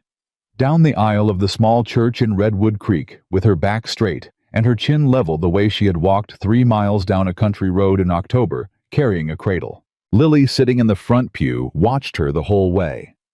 The pastor read the words. James said his. Anna said hers. When he put the ring on her finger, a simple band not costly bought from the jeweler in Wichita with money James had set aside from the last cattle sale. She looked at it for one moment and then looked up at him, and whatever was in her eyes in that moment was between them and no one else in the room. Lily clapped. Then everyone clapped. Then Hattie cried properly and stopped apologizing for it. That evening at the ranch, after the small gathering had come and gone, and the kitchen table had been cleared of the celebratory dinner Anna and Hattie had prepared, and Lily had finally been persuaded to sleep after 3 separate bedtime negotiations, James and Anna sat by the fire. The cradle was where it always was beside the hearth. Anna was looking at it. "You all right?" James said. "Yes," she said. "Honest answer." She looked at him. "I'm thinking about Clara." He nodded. "She would have liked this," Anna said. She was a breath. She believed in things like this, happy endings, second chances. She was more faithful in those things than I was. She looked at the fire. I used to tease her for it. I told her she was too hopeful, that life doesn't hand you things just because you believe in them. She paused. I was wrong. James looked at the fire too. She'd have liked the ranch, he said. She'd have loved Lily, Anna said, immediately and completely. Most people do, James said. Lily doesn't make it easy for most people, Anna said. She made it easy for you, James said. Anna was quiet for a moment. Yes, she said. She did. He looked at her. She was still watching the fire, the light of it moving across her face, and James thought about the first evening she had stood on this porch in the dark and talked about her sister, and he had said the cradle was hers to keep, and he thought about everything that had happened between that night and this one, and it seemed both very long and very short, the way significant time always seems when you look back at it. He reached over and put his hand over hers. She did not pull away. She turned her hand over and closed her fingers around his. They sat like that for a while. The fire burned down, and in the morning the hearing was 9 days away and Richard Hale was still coming. James went to town the next day, not for supplies, not for feed. He went to find Drew Sutter. He had thought about this for a week and had decided there was nothing to be gained by avoiding it. Sutter had a grievance, real or imagined, and grievances that go unaddressed before a courthouse date have a way of calcifying into something harder than they started out. James had treated him fairly 2 years ago. He believed that. But fair is not always the same as communicated, and he had never gone back to make sure Sutter understood his side of it. He found Sutter at the saloon early as it was nursing a drink with the focused dedication of a man who has nowhere better to be. James sat down across from him. Sutter looked up. His face did something complicated. Callahan, he said. Drew, James said. Come to ask me to back down, Sutter said. Because Hale's paying me, and I need the money. James looked at him steadily. How much is he paying you? He said. Sutter named a figure. James said. Is it enough to stand up in a courthouse and tell a story you know isn't true? Sutter's jaw tightened. I left your ranch because you didn't want me there, he said. You left because you weren't doing the work, James said. And I think you know the difference between those two things. He leaned forward slightly. I did not treat you unkindly, Drew. I told you honestly that it wasn't working, and I paid you for the time you were there. I did not spread your name around. I did not tell people the details. He paused. What you do in that courthouse is going to say something about you, not just about me. Sutter looked at his glass. I need the money, he said again, but it was quieter this time. Then find honest work, James said. I'll put a word in for you at the mill if you want it. Perkins needs someone reliable. He stood up.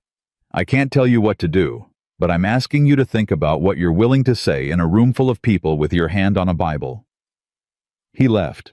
He did not know if it would matter, but he had said what needed to be said. When he got home that afternoon, Anna had company he hadn't expected. A woman named Frances Cole was sitting at the kitchen table across from Anna. A woman James knew by reputation, more than acquaintance. She was the wife of the county land surveyor. A woman who had herself navigated a property dispute 3 years ago and come out the other side with her land intact. James stood in the doorway. Anna looked at him. Frances has offered to provide a character statement, she said, for the hearing. James looked at Frances Cole. She was a small woman with intelligent eyes and a directness that reminded him a little of Anna. Mrs. Cole, he said. Mr. Callahan, she said. I've been watching Richard Hale operate in this county for 6 years. He took 40 acres from the Hendersons in 1885 using the same kind of petition he filed against you. He got the Kowalski widow to sell for half value in 1886 by convincing her she had no legal ground to stand on. She folded her hands. She had plenty of ground. She just didn't know it. She looked at James directly. I have a long memory and a willingness to stand up in front of a judge and use it. James looked at Anna. Anna looked back at him with an expression that said she had not orchestrated this, but was not sorry about it. "How did this come about?" James said. "I ran into Francis at the dry goods store," Anna said simply. "We got to talking," Francis said. James sat down at the table. "What exactly are you willing to say?" he said. Francis Cole told him. It took 40 minutes. By the end of it, James understood that Anna had not simply been managing the ranch's paperwork for the past 2 months. She had also quietly and without announcement been building something else. A picture. A case for who James Callahan was in this community, told through the voices of people who knew him. Compiled the way you compile anything important, one piece at a time, with patience. After Francis left, James sat at the table. Anna was putting the coffee things away. "How many people?" he said. She turned. "Including Francis. Including Francis." "6, she said. "So far." He looked at her. "When did you—" "December," she said. "When Hale sent those men to the gate. I decided waiting for the hearing to tell our story was the wrong approach." She came and sat across from him. A judge is a person. People don't just respond to paperwork.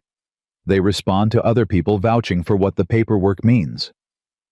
She paused. "You have people who will do that for you, James. You just never thought to ask them." He sat with that.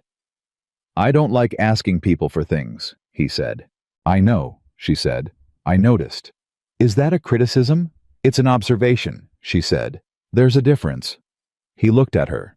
"You've been very busy," he said. "Yes," she said. "Behind my back." "On your behalf," she said calmly. "Those are different things, too." He thought about being irritated. He decided it was the wrong response. "Thank you," he said. She nodded once. "You're welcome." He looked at the stack of papers. "Do we have enough?" he said. She thought about it honestly, which was the only way she thought about things. "I believe so," she said. "But I want to tell you something about the hearing that I haven't said yet." He waited. "Richard Hale's case is strong in the way that well-funded cases are strong," she said. "He has professional witnesses and prepared documentation and a lawyer who does this for a living. Our case is strong in a different way. It's true." She looked at him. "In my experience, those two things don't always win against each other cleanly. Sometimes a well-constructed lie beats a messy truth." She paused. "But I don't think that's going to happen here, because what we have built in those papers is not a messy truth. It's a clear one." James nodded.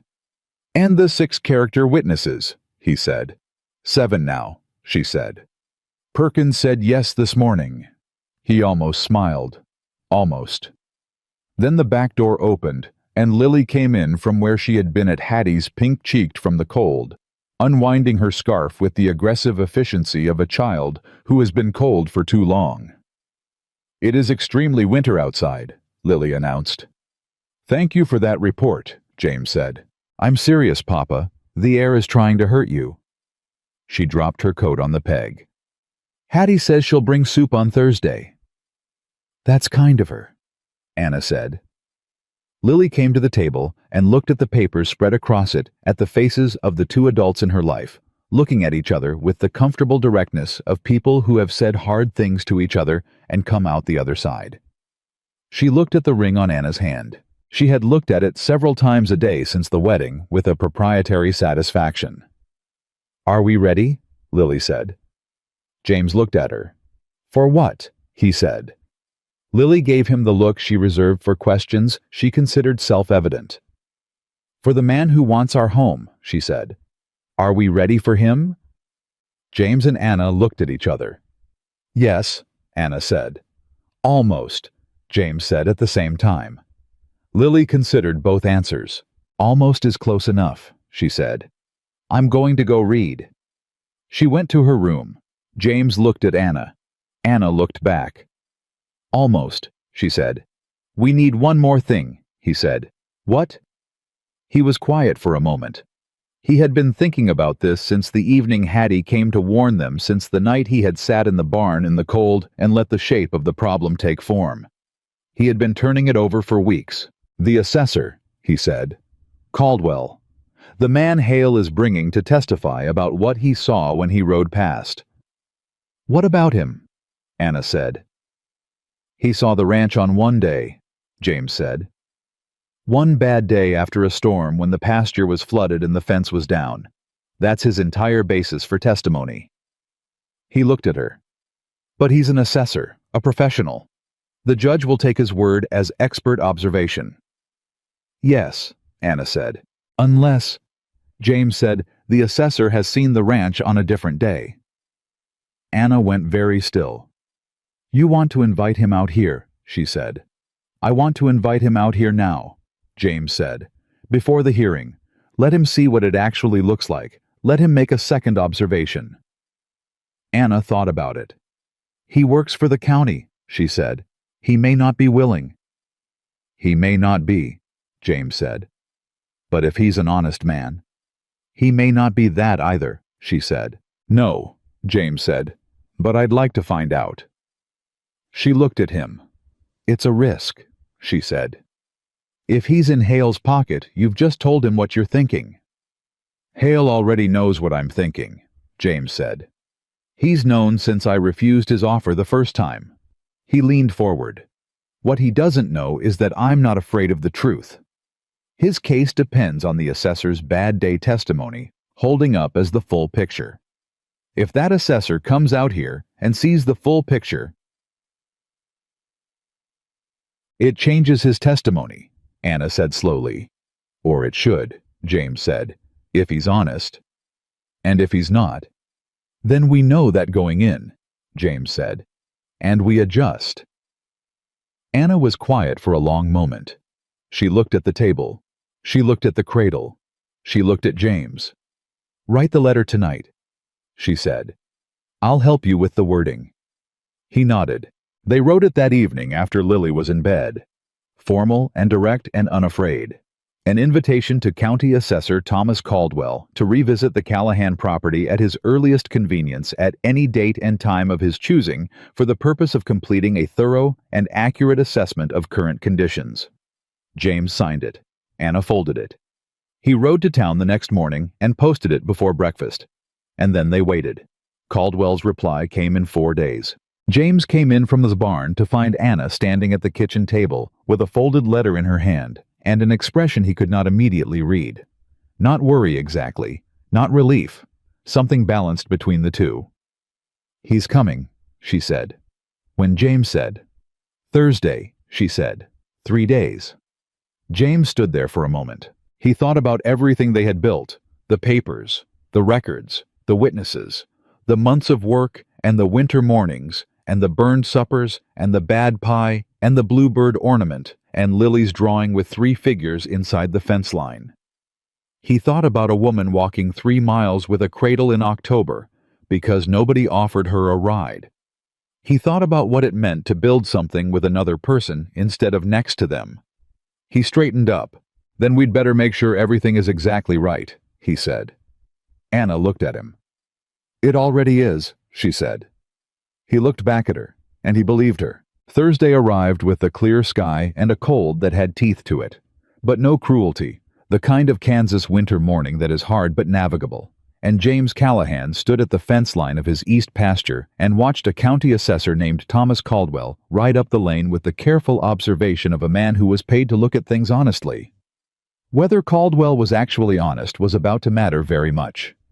The assessor dismounted at the gate. He was younger than James had expected. Mid-30s, with a serious face, and the kind of precise, careful movements of a man who has trained himself to be methodical. He carried a leather case. He wore a good coat. He had the look of a professional, not a political operative, but James had learned by now that those two things were not always distinct. "Mr. Callahan," Caldwell said. "Mr. Caldwell," James said. "Thank you for coming." "I'll be honest with you," Caldwell said, stopping at the gate. "I wasn't certain I should." James held his gaze. "I appreciate that you did." Caldwell looked at the east pasture. I was out this way last summer. June, I think. After the storm, James said. Caldwell looked at him. I noted what I saw. I know, James said. I'm asking you to note what you see today. A pause. That's all, Caldwell said. That's all, James said. If what you see today is what you saw in June, then you report what you see today, and I'll face the hearing with what I've got.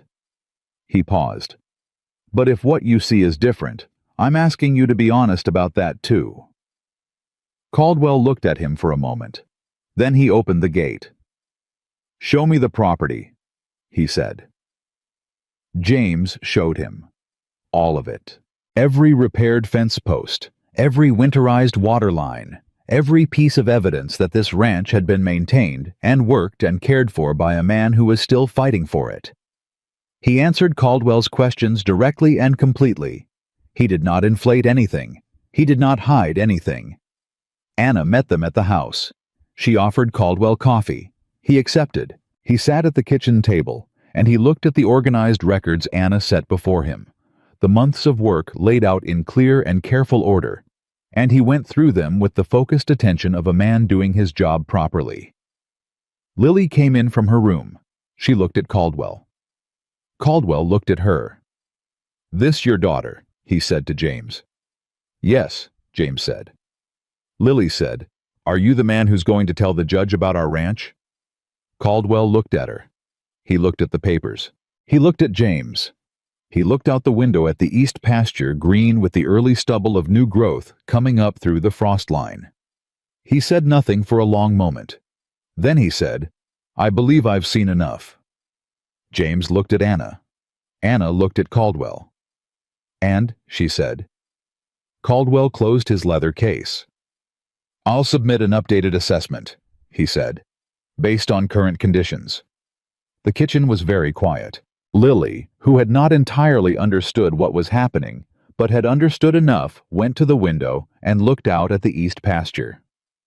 Good, she said, as though the matter were settled, as though there were never any real question. And James, standing in his kitchen 4 days before the hearing that Richard Hale had spent months and considerable money building, felt the ground shift underneath him, not toward collapse, toward solid. The 4 days before the hearing passed the way the days before hard things always pass too fast, in some moments, too slow in others, and with a particular quality of silence that settles over a household, when everyone in it knows something is coming and nobody wants to be the one to say it out loud. James barely slept. He would not have admitted that to anyone, and he did not need to, because Anna could hear him moving around in the early hours, the creak of the kitchen floor, the sound of the back door opening and closing when he went to check on the horses at 2 a.m, for reasons that had nothing to do with the horses. She did not call after him. She understood the particular restlessness of a person who has done everything they can do and now has to wait for it to be enough. She felt it herself. She lay in the dark on the second night before the hearing and went through the papers in her head, every document, every date, every piece of testimony they had gathered, running it the way you run calculations before presenting them, checking for gaps, checking for weaknesses, looking for the place where Richard Hale's lawyer would find purchase. She found 2 places she did not like. She got up. She went to the kitchen and lit the lamp and went through the actual papers and confirmed what she had found in her head, and then she sat for a long time thinking about what to do about it. The first problem was the February 1887 livestock record. There was a gap of 6 weeks where James had made no entries which corresponded exactly with the period immediately following Eleanor's death. The record simply went silent, the way a man goes silent when grief has taken everything that is not strictly necessary for survival. A good lawyer could point to that gap and say this was evidence of an unreliable operator. It was not. It was evidence of a man who had just buried his wife. But the paper did not explain itself, and in a courtroom the paper was what the paper said. The second problem was Drew Sutter. James had gone to talk to him. James believed it had meant something. Anna was not certain. She had dealt with enough people who needed money badly enough to override their conscience, to know that a conversation, however honest, was not the same as a guarantee. Sutter had not confirmed he would change his testimony. He had gone quiet, which could mean anything. The morning of the day before the hearing, Anna told James about both problems. She told him at breakfast before Lily was up, while the house was still quiet and he had a cup of coffee in front of him, and the particular focused expression he wore when he was preparing to absorb something difficult. She laid it out plainly. The livestock record gap. The uncertainty about Sutter. James listened. He set his cup down. "The gap in the records," he said. "Can we address it in the presentation? Explain it directly?" "Yes," she said. "But we need to get there before Hale's lawyer does. If we explain it ourselves, it's context. If he brings it up first, it's evidence." "So we put it on the table first," James said. "We put it on the table first," Anna said. "And Sutter." She was quiet. "I think you should go talk to him again," she said. James looked at her. I know," she said. "But yesterday I thought about it more carefully, and I think the first conversation was about the truth, about right and wrong." She paused. "The second conversation needs to be about something different." "What?" She looked at him steadily. "About what it means to be seen. Drew Sutter is a man who felt dismissed. That's what's underneath the grudge, not the money, not the unfairness of being let go. He feels like he was invisible to you, like his presence at that ranch didn't matter enough to be worth fighting for." She picked up her coffee. "If you go back and talk to him again, don't talk to him about the truth. Talk to him about what he actually wanted from working on your ranch." James sat with that. He turned it over. He did not like it because it required him to go back to a conversation he thought was finished and admit it wasn't. And it required him to be more honest about his own failures than he usually chose to be. But he went. He found Sutter not at the saloon this time, but at the livery stable helping a man he apparently knew with a reluctant horse. James waited until the horse was settled, and then he called Sutter's name, and Sutter came out looking like a man who had expected this, but had not decided yet how he felt about it. "You came back," Sutter said. "I came back," James said. A pause. "I've been thinking about what you said," Sutter said. "About what I'd be willing to say with my hand on a Bible." "And?" Sutter looked at him with an expression that was equal parts pride and something softer underneath it. "I don't know yet." James looked at him. He thought about what Anna had said. "I want to ask you something," James said. "And I want you to tell me honestly." Sutter said nothing, which was permission enough. "When you were working at my ranch," James said, "what were you hoping it would become?" Sutter blinked. He had not expected that question. James waited. "What do you mean?" Sutter said. "I mean, did you see it as temporary? Were you looking for something permanent? Did you want—" James paused. "Did you want to be a real part of what I was building out there?" Sutter was quiet for a long time, long enough that James thought he'd said the wrong thing. Then Sutter said, "I wanted it to matter. I worked hard for you, Callahan. I know I wasn't the fastest, and I know there were days I wasn't at my best. But I worked honest, and I wanted it to—" He stopped, looked away. "I wanted you to see it, that's all. I just wanted you to see that I was trying." James said, "I should have told you I saw it." Sutter looked at him. "I did see it," James said. "It wasn't enough for what the ranch needed at the time, that's the truth. But you were trying, and I never said I knew that, and I'm sorry for it." The livery stable was very quiet. Sutter looked at the ground. "I'm not a bad man," Sutter said very quietly. "No," James said. "You're not." Another long silence. Then Sutter said, "I'm not going to testify for Hale." James stood still. "Drew, I said what I said." Sutter looked up. His jaw was set. "I'm not a bad man, and I'm not going to stand up in a courthouse and say things about a man and his family that I know aren't true." He paused. "Hale can keep his money." James put out his hand. Sutter looked at it for a moment. Then he shook it. James rode home. He told Anna at the kitchen table simply what had happened. She listened. When he finished, she said, "Good." Not surprised, not triumphant. Just good the way you say it when something has gone the way it was supposed to, and you knew it would if it was handled correctly. "You knew he'd come around," James said. "I thought he would," she said. "There's a difference." Lily, who had been sitting at the table drawing and had been conspicuously quiet for the duration of this conversation, said without looking up, "Does this mean the bad man doesn't have his witness anymore?" James and Anna looked at each other. "Lily," James said. "I'm not simple, Papa," she said. She said it the same way he had said it to Anna on the first day. The same words, the same tone. Anna made a sound that was not quite a laugh, but was adjacent to one and turned it quickly into clearing her throat. James looked at the ceiling. "You're something, you know that," he said to his daughter. "I know," Lily said, and kept drawing. The morning of the hearing, James was up before 3. He dressed in the dark. He went to the kitchen and made coffee, and stood at the window and drank it while the sky was still completely black. He had laid out everything the night before. The documents in their careful order, the list of witnesses, the notes Anna had made about the livestock record gap and how to address it. He had read through all of it twice and then put it away because reading it a third time would not add anything except anxiety. He heard Anna's footstep behind him. She came to stand beside him at the window. She had dressed already too in her good dress, the one from the wedding, her hair pinned with the care of someone who understands that appearance in a courthouse matters in ways that have nothing to do with truth. "You all right?" she said.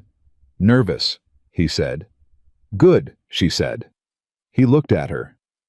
"Nervous means you understand what's at stake," she said. "Men who aren't nervous about things like this are the ones who lose them." He handed her his coffee. She took a sip, handed it back. They stood at the window together until the sky began to go from black to the dark gray that comes just before blue. And then Lily appeared in the doorway in her nightgown, her braid undone from sleep, looking at them both with the expression of a child who has decided she will not cry today regardless of what happens. "You're going now," she said. "In an hour," James said. "Hattie's coming to stay with you." Lily looked at both of them. "When?" she said. "Just that. When?" James crouched down in front of her. "We'll do our best," he said. Lily put both her hands on his face the way she had done since she was very small, framing him. "When?" she said again. He put his hands over hers. "All right," he said. Hattie arrived at 6:30. She hugged Anna and told her she had prayed on this, and the Lord had an opinion, and the opinion was in their favor. She sent James out the door with the brisk efficiency of a woman who believes the best preparation for a hard day is to get it started. The courthouse in Redwood Creek was the largest building in town, which was not saying a great deal, but it had the weight of official seriousness to it, the kind of place where decisions got made that people lived with for years afterward. James and Anna arrived to find the room already occupied. 7 people from Redwood Creek and the surrounding county were there. Frances Cole, sitting in the 3rd row, with her hands folded and her back straight. Perkins from the mill. Hattie's husband, who had come independently. 3 other names from their list. And one face James had not expected, the pastor who had married them 2 weeks ago, and who apparently had decided that his presence constituted an additional form of testimony. James stopped when he saw them.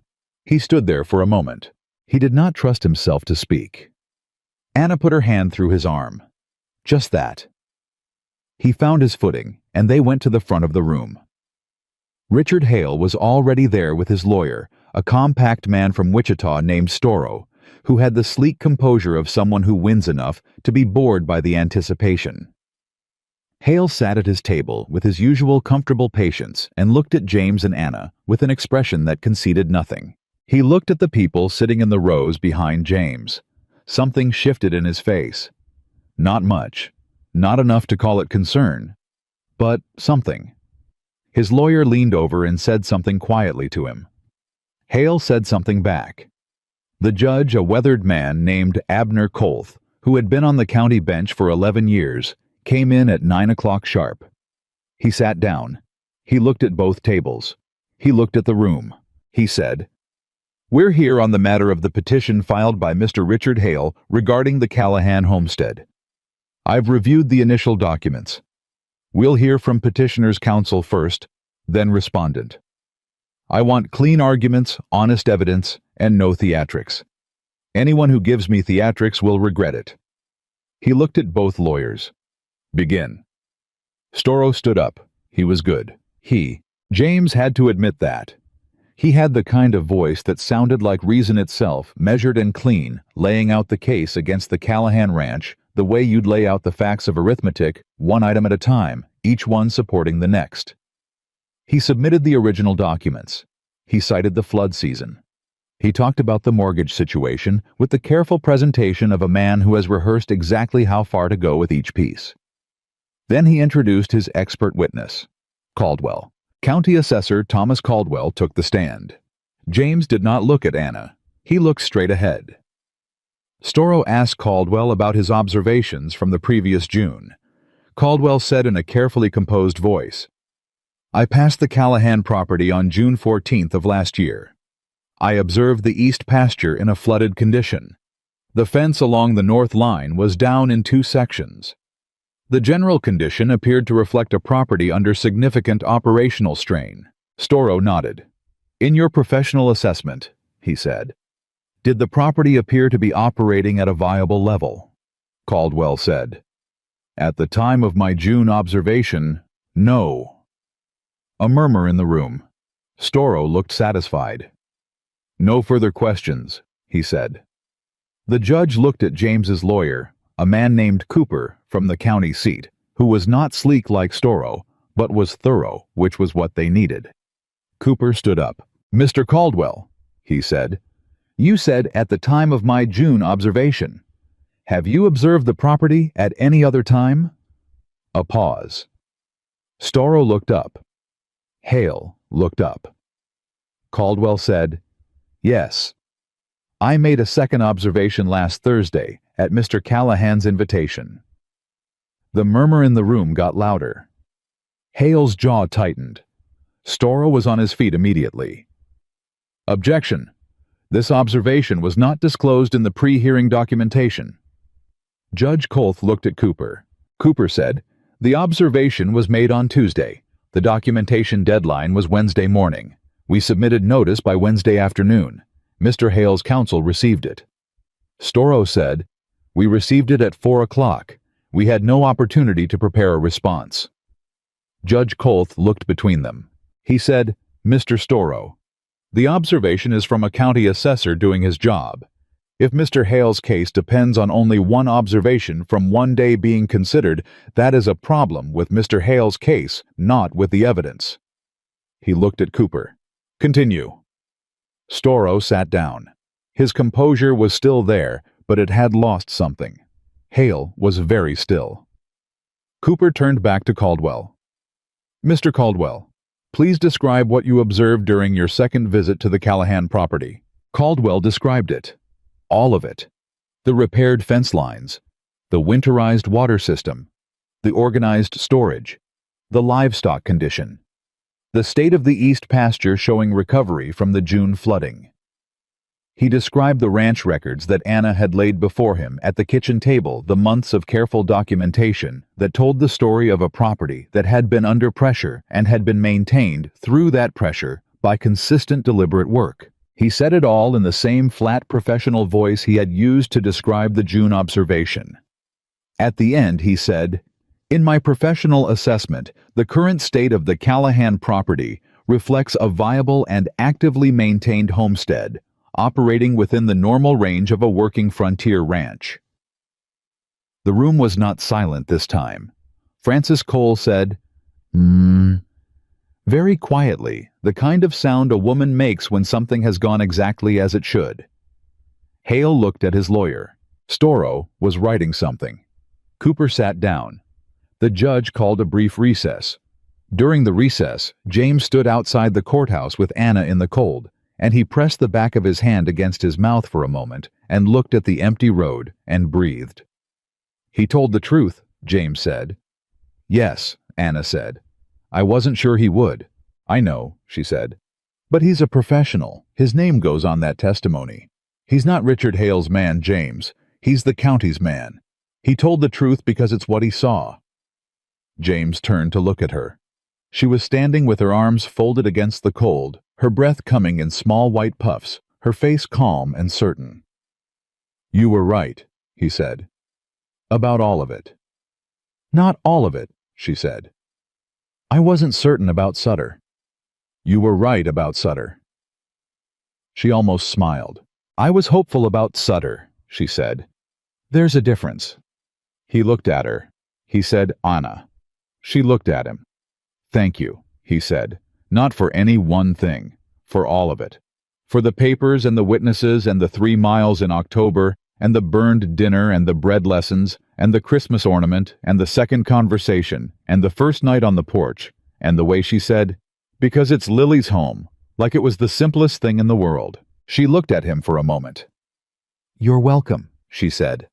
The same way she'd said it that first time, but different. The weight of it different now. They went back inside. Hale's lawyer called his next witness. The agricultural assessor's name was beside Drew Sutter's on the pre-hearing witness list, and Storrow called Sutter's name with the confidence of a man who has paid for something and expects delivery. Drew Sutter did not come forward. Storrow looked at the door. The judge looked at the door. Everyone looked at the door. Storrow cleared his throat. "Your Honor, we call Drew Sutter." The door did not move. The room waited. Judge Kolth looked at Storrow with the measured patience of a man who has seen this happen before and has opinions about it. "Mr. Storrow," he said. "Is your witness present?"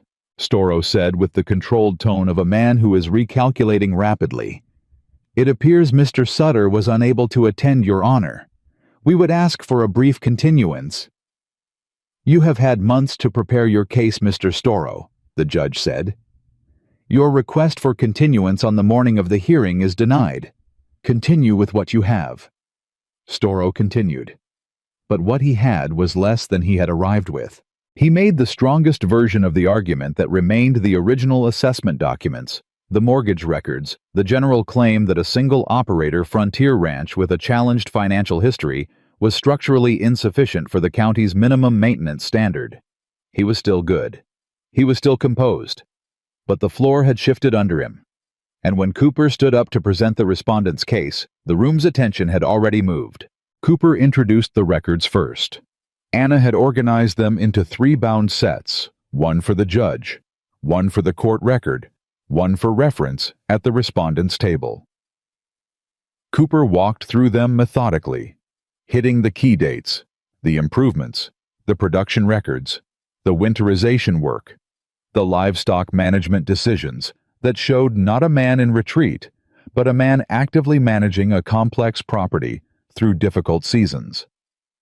He paused at the livestock record gap, February through March 1887.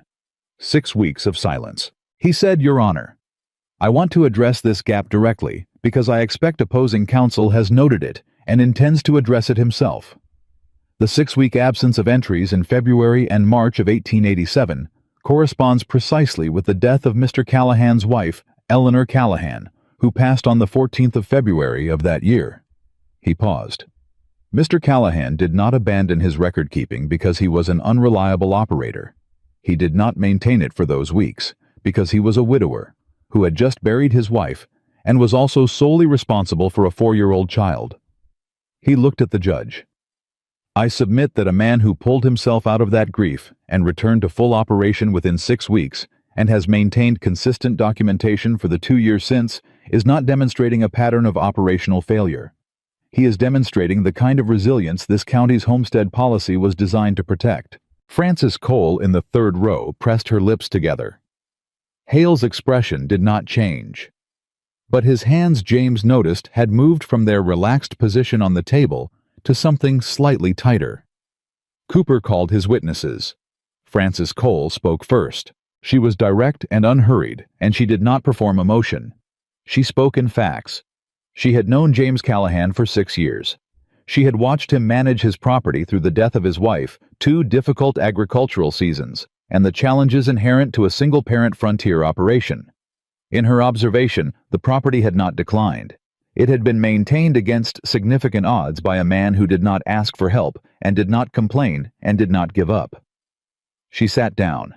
Perkins from the mill went next. He was less polished than Francis and more effective for it.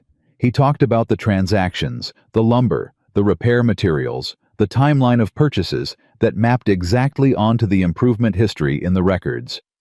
He talked about James Callahan, the way a man talks about someone he has watched work for 9 years and respects without necessarily having said so. The pastor went last. He did not speak about the property. He spoke about James, about the kind of man he was in the community, about the way he had handled grief without bitterness, about the way he had raised his daughter. He mentioned the marriage recent as it was, and he spoke of Anna with a simple directness that said more about her in 2 sentences than a longer speech would have done. The woman Mr. Callahan married, the pastor said, walked into a difficult situation with her eyes open and her hands willing to work, and has been a stabilizing force in that household since the day she arrived. I married them 3 weeks ago. I have performed many marriages. I know what a partnership built on mutual respect looks like. He paused. This is one. When the witnesses were done, the judge looked at both tables. He said, closing statements. Storrow went first. He made the strongest argument he could. He talked about minimum productivity standards and county land management policy and the structural vulnerabilities of single-operator homesteads in the current economic climate. He was careful and professional, and he did not say anything that was directly untrue, which was its own kind of skill, constructing a picture of inadequacy out of pieces that were individually accurate and collectively misleading. He sat down. Cooper stood up. He spoke for 12 minutes. He summarized the evidence. He addressed the assessor's updated observations directly.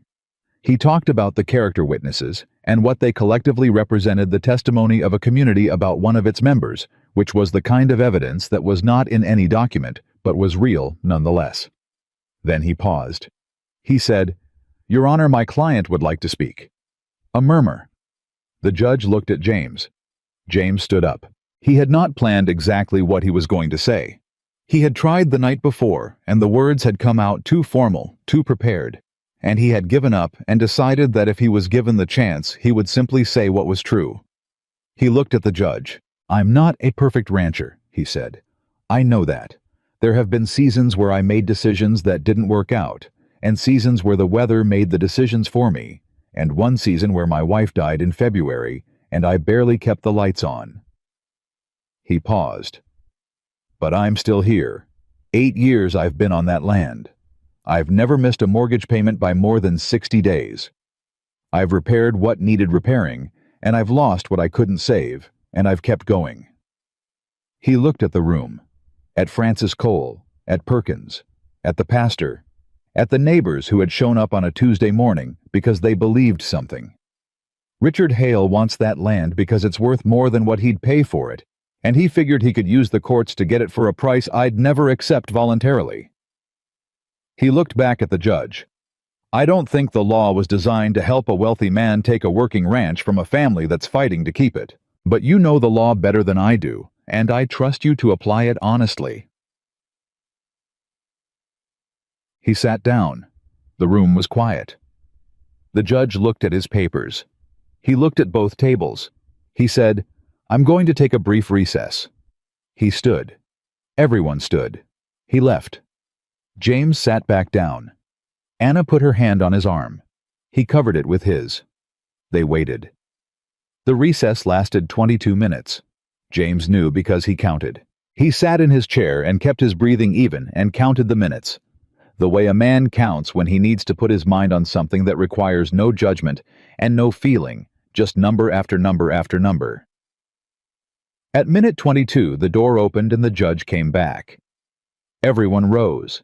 He sat. They sat. He looked at his papers for a moment. Then he looked up. "I have reviewed the full record in this matter," he said, "including the updated assessment from County Assessor Caldwell, which I find to be professionally substantive and materially relevant. I have reviewed the respondent's documentation, which I find to be credible and consistent with the testimony provided. He paused. Mr. Hale's petition alleges that the Callahan homestead fails to meet the minimum productivity standard under County Land Management Code Section 12. He set the papers down. That standard requires evidence of sustained operational failure over a minimum of 2 consecutive seasons. The evidence before this court does not support that finding.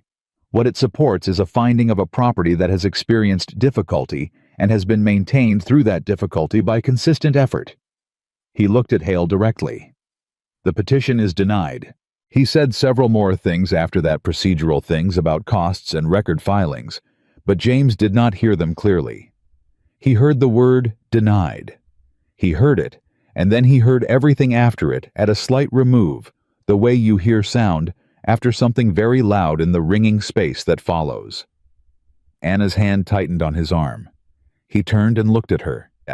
Her jaw was set and her eyes were bright, and she was not going to cry in this room. He could see the effort of that in the line of her mouth, but the brightness was there anyway. Behind them, Frances Cole said, "Good," quietly, the same way she had said it in the hearing. Storrow was already gathering his papers. Hale stood. He looked at James across the room. He did not say anything. He did not need to.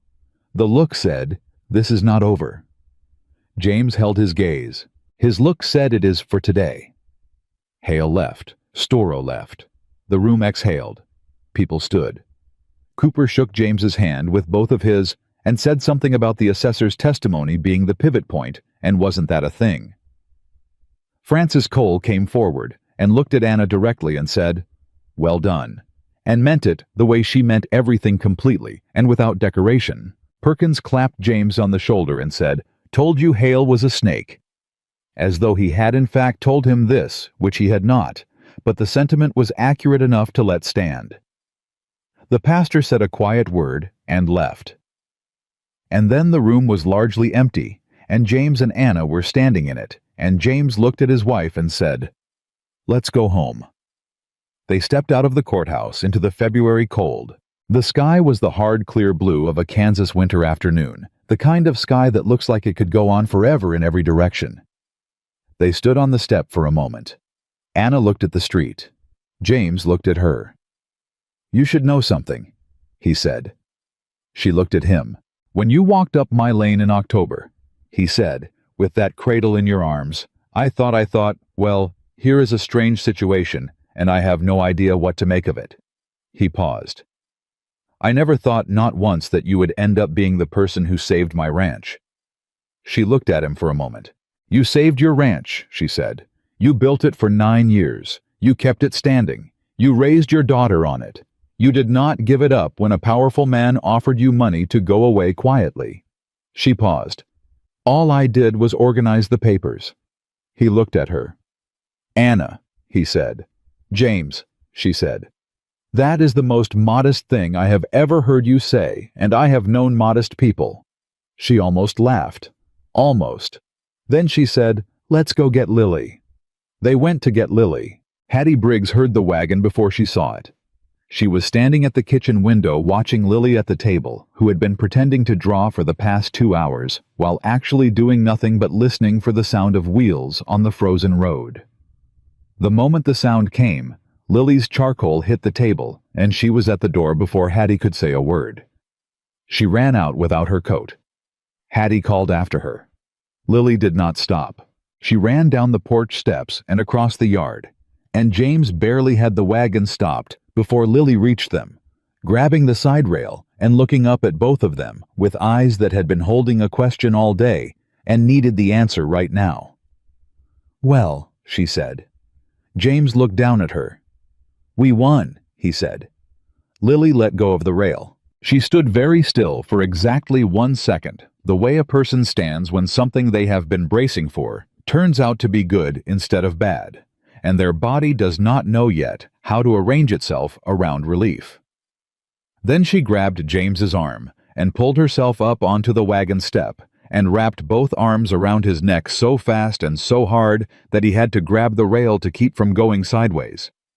He held her. He held her with one arm and closed his eyes and held her. And Lily did not cry. She was too much like him to cry in an open yard, but she pressed her face against his shoulder and held on with everything she had. Anna watched from her side of the wagon. She watched James hold his daughter and felt something move through her chest so completely and so quietly that it took her a moment to understand what it was. It was the feeling of being in the right place. Not a place she had been assigned or fallen into or settled for. The right place. Hattie came down the porch steps with her arms crossed against the cold and looked at them and said, "Thank God," with the simple conviction of a woman who had prayed on it and received her answer. They went inside. Hattie made coffee, and Lily made James sit down, and then she climbed into the chair beside him and made him tell the story from the beginning, every detail, and James told it, and Anna filled in the parts he glossed over, and Lily listened with the focused attention of a child recording history. When he got to the part about Drew Sutter not walking through the door, Lily's eyes went wide. "He didn't come," she said. "He didn't come," James said. Lily looked at Anna. "Because you talked to him," she said to her father, "and Anna told you how." James looked at Anna. Anna looked at her coffee. "More or less," James said. Lily nodded once satisfied, as though this confirmed something she had already known. Hattie went home just before supper. She hugged Anna again at the door, and this time Anna hugged back with the same intensity, and Hattie held her a moment longer than necessary and said quietly close to her ear, "You belong here.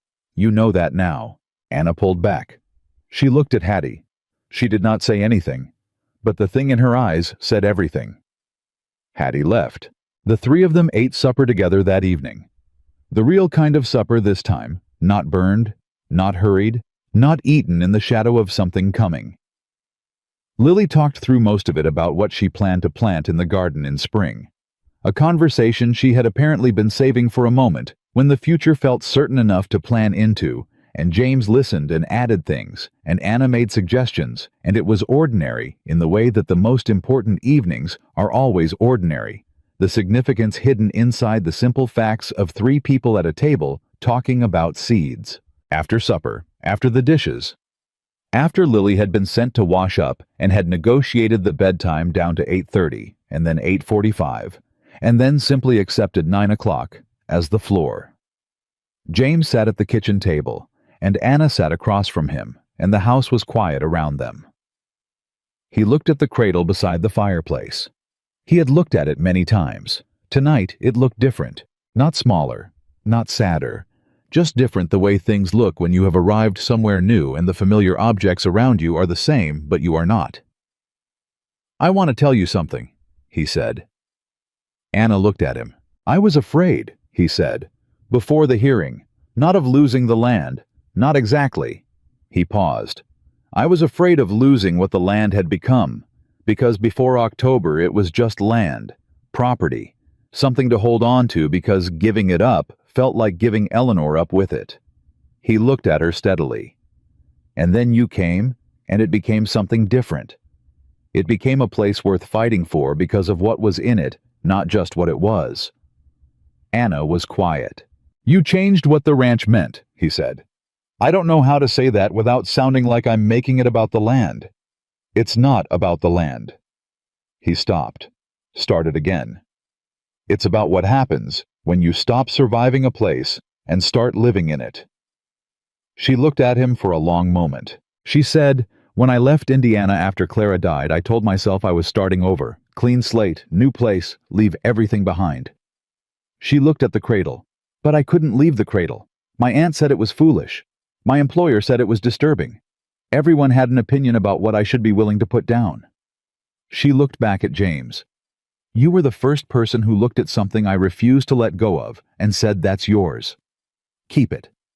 He said nothing. "That's when I knew," she said. He looked at her. "Knew what?" "That this was a place I could stay," she said. "Not because it was easy, not because I had nowhere else to go, because the person here saw me." She paused. "All of me, including the parts that come with grief attached."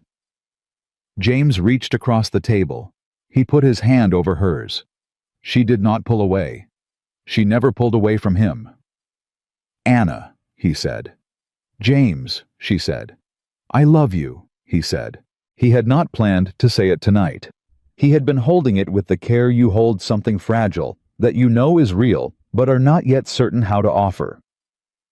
He had carried it since December and through January and across the courtroom floor and all the way home, and now it came out plain and direct, the way honest things do when you stop making room for fear. She looked at him. Her eyes were very bright.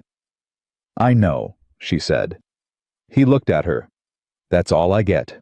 She smiled. A real one, the full version she rarely gave, the one that changed her whole face. "I love you too," she said. "I've known it since the night you told me the cradle was mine to keep. I just needed you to get there on your own." He shook his head once. "You could have mentioned it," he said. "You weren't ready," she said. "How do you know when a person's ready? When they stop being afraid of what the answer might cost them," she said. "You stopped being afraid today." He looked at her. He thought she was probably right. He usually did. It was past 10 o'clock when they heard it. A small sound from Lily's room. Not distress, just movement, the sound of a child who has been lying awake waiting for something. James started to get up. Anna was already on her feet. "I'll go," she said. He sat back down. He heard Anna's quiet footstep in the hall. He heard Lily's door open. He heard Lily's voice, soft and sleepy, saying something he couldn't make out, and then Anna's voice answering low and steady. Then quiet. Then Lily's voice again. He could not hear the words. He heard the tone. The particular tone of a child asking something they have been building toward for a long time. Then Anna's voice. Then silence. He waited. Anna came back to the kitchen doorway. She stood there for a moment. Her expression was the one he had seen on her only a handful of times. Not the composed certainty she usually wore. Not the almost smile. But something underneath all of that. Something she did not have armor for. "What did she ask you?" James said. Anna looked at him. "She asked if she could call me Mama," she said. The kitchen was completely still. James looked at his wife. "What did you tell her?" he said. Anna's voice was very even. "I told her she could call me whatever her heart chose," she said.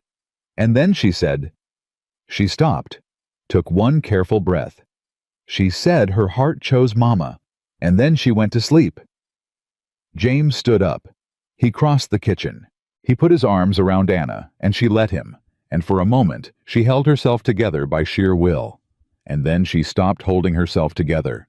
And he felt it the moment she let go of the careful composure she had been carrying since Indiana, since Clara, since the cradle, and the 3-mile walk, and the borrowed kitchen, and the months of fighting for something that was not yet hers, and was now completely hers.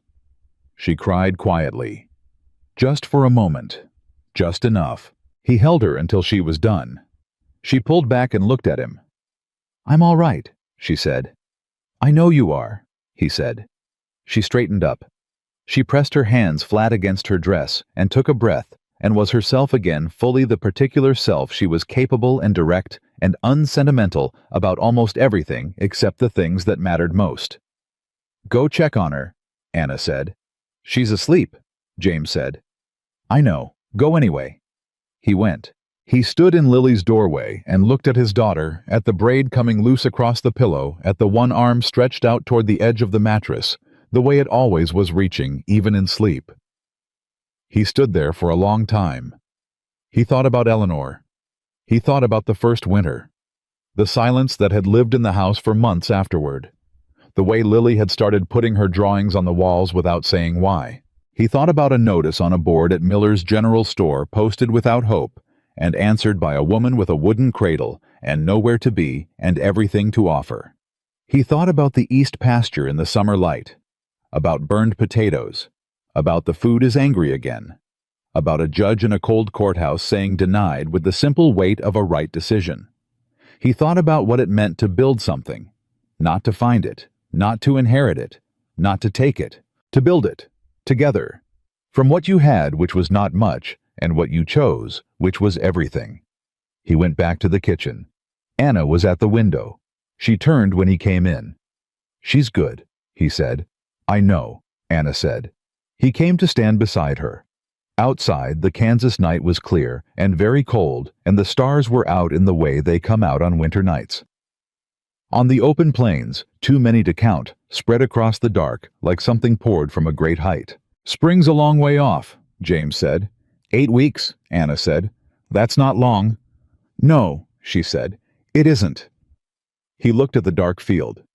"She wants to plant sunflowers," he said. "Lily, along the south fence." "I know, she told me in November." "She tell you where exactly?" "She has a diagram," Anna said. She drew it. "The flowers have names." He turned to look at her. "The flowers have names." "Each one," Anna said. "She's been planning it since October." He looked back at the window. He thought about October. About a woman he had never met stepping off a train that carried no one worth waiting for. About a girl with wildflowers going limp in her hands on an empty platform. And then, 11 days later, a different woman. No flowers. Just a cradle. Just herself. Just the particular, irreplaceable courage of a person who had lost almost everything and had decided quietly and without announcement that she was not finished yet. He reached over and took Anna's hand. She let him. Outside, nothing moved. Inside, the fire had burned down to coals, and the lamp was low, and the cradle sat where it always sat beside the hearth, worn smooth by years of hands that had loved it. It had carried grief across 3 states in the arms of a woman who refused to set it down. Now it sat in a warm house on a Kansas ranch that belonged to a family that had built itself from loss and stubbornness and small daily acts of choosing each other. That was what it held now. Not grief, not absence, not the memory of everything that had not survived. It held the proof that some things do. That a woman who walks 3 miles in October carrying the last piece of someone she loved can arrive somewhere and be told, "That's yours, keep it," and have that simple sentence change the entire direction of her life. That a man who stands on a platform with 2 halves of a letter in his hands and a daughter asking if anyone is coming home can find 11 days later that the answer was never no. It was not yet. James Callahan held his wife's hand in the dark and looked out at the land he had almost lost and had kept. And he understood something he had not understood before. He had not been waiting at that train station for a bride. He had been waiting for the moment his life decided to begin again. It had taken its time. It had arrived carrying a cradle. And it had stayed.